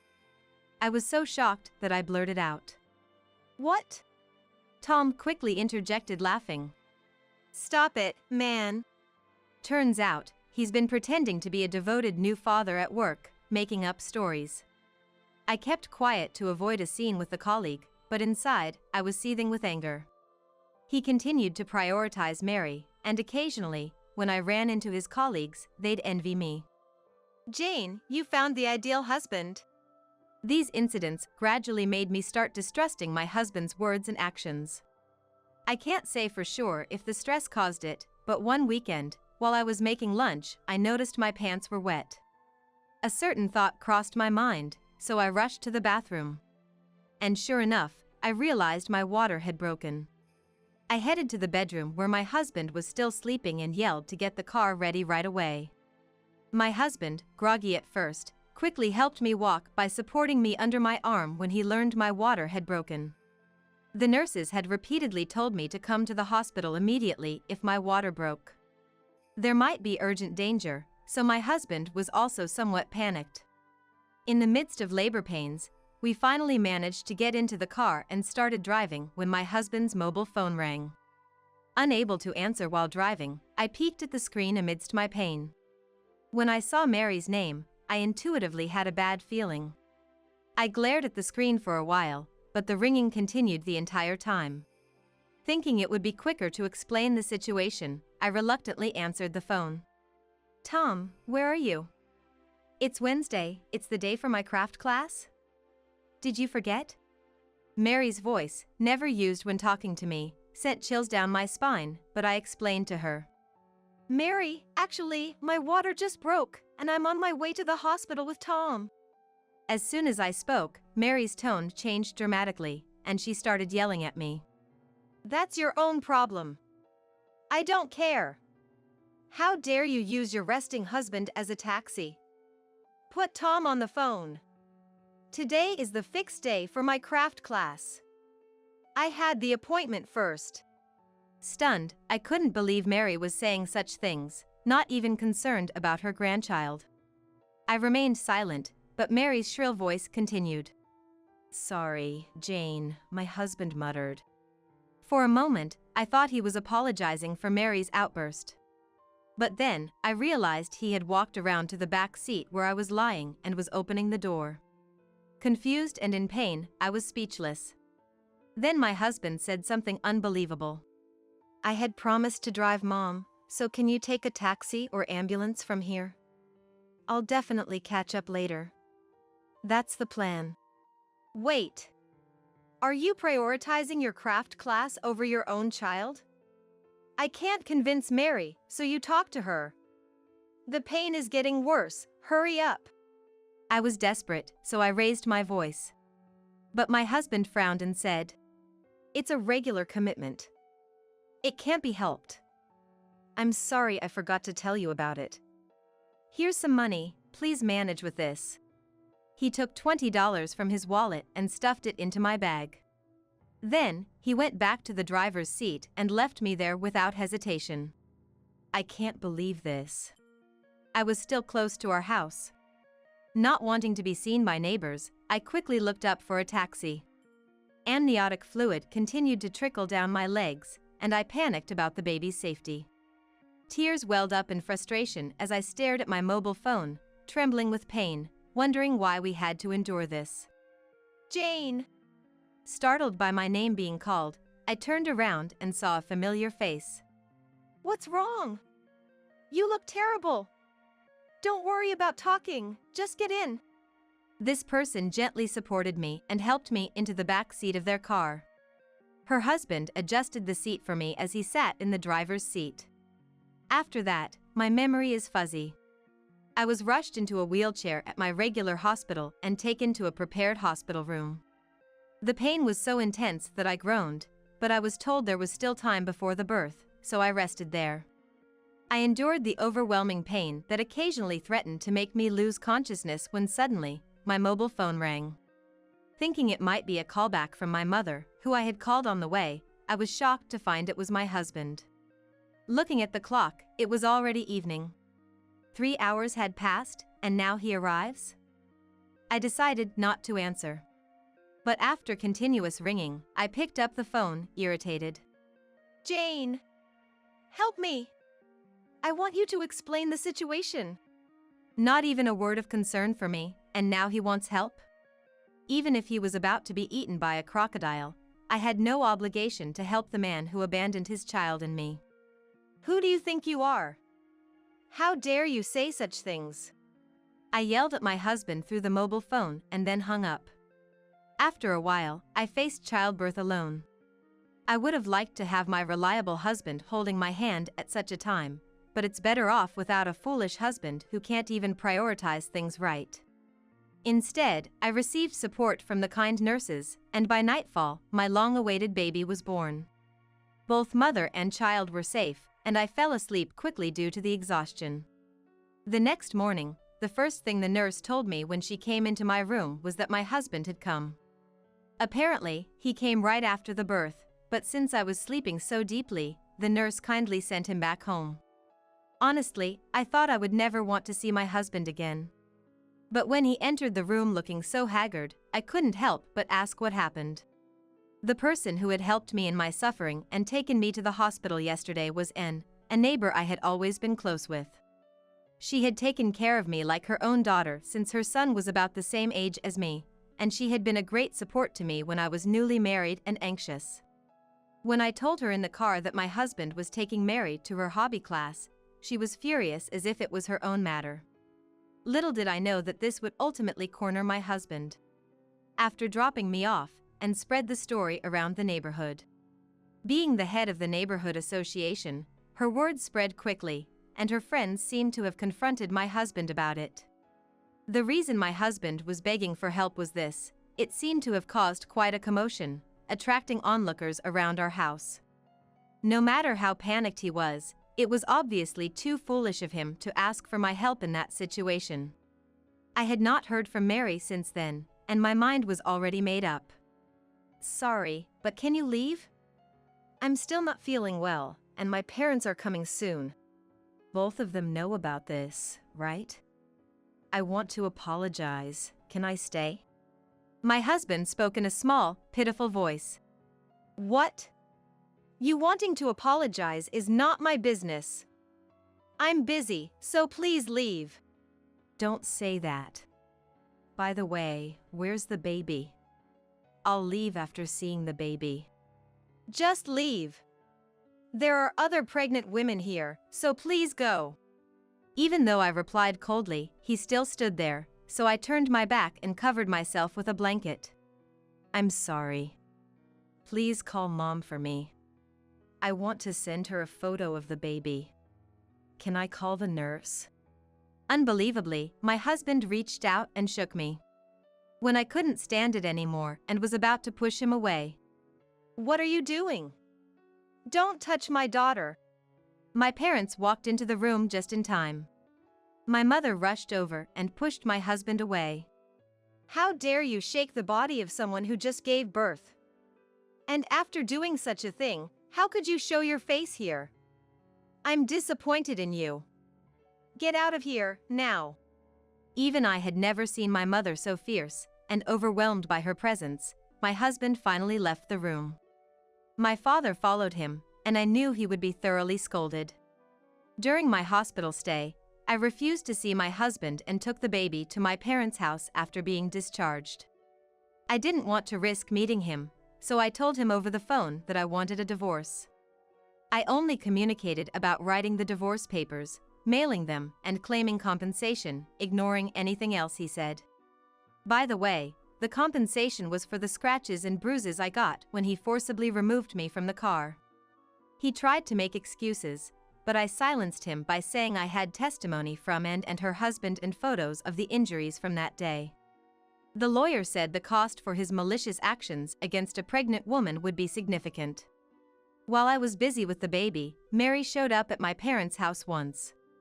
The rumors spread by and didn't seem to fade, and the neighbors' gazes were cold. She blamed it all on me for not respecting our family, but my father handled everything. Both of them were scolded by my father, and I thought it would have been better if we had done this from the beginning. But to that my father said, "The head of the household doesn't easily come to the forefront." He was oddly showing off. When I got used to childcare, I invited Anne to my parents' house and introduced her to them. Being of the same age, she quickly became friends with my mother, and we agreed to keep in touch. And then told me about my ex-husband, which she heard from a friend who worked part-time at his company. Her friend, who loves gossip like Anne, seemed to have spread the story about my ex-husband to others at some point. The story spread quickly again, and his reputation plummeted. He had pretended to be a devoted new dad, and the disparity was so great that his bosses and colleagues looked at him with disdain, leading him to resign in disgrace. Becoming unemployed with no qualifications just before turning 30, my ex-husband lived in fear of the neighbors' gazes, relying on Mary's pension and savings. Years later, I almost forgot he existed, but then he called again. "Where are you?" "I'm in front of your parents' house right now, but the nameplate is different, isn't it?" He said this out of the blue, so I responded in kind. "Can't you tell by the nameplate? I've moved." "What do you want?" "Moved? You're living it up with the compensation I gave you. Come back right now, let's start over. Mom wants to see you too. What you're saying makes no sense. Why would I go back to you? Still saying that? I don't want to hear anything, so don't call me." I hung up without waiting for a response, and my phone kept ringing for a while. After finally completing the call rejection settings, messages begging for reconciliation arrived. I read them all just in case, but "Don't you feel sorry that the child doesn't have a father? It's unfilial to not show yourself to mom after taking care of you. He wrote such nonsensical things, so I deleted them all and changed my email address. This whole ordeal was the worst, but thankfully, it allowed me to push for a favorable divorce and penalize the other party. Having such a terrible family member is not good for the child. Thinking so, I enjoyed relaxed parenting while being supported by my parents, who had become grandparents.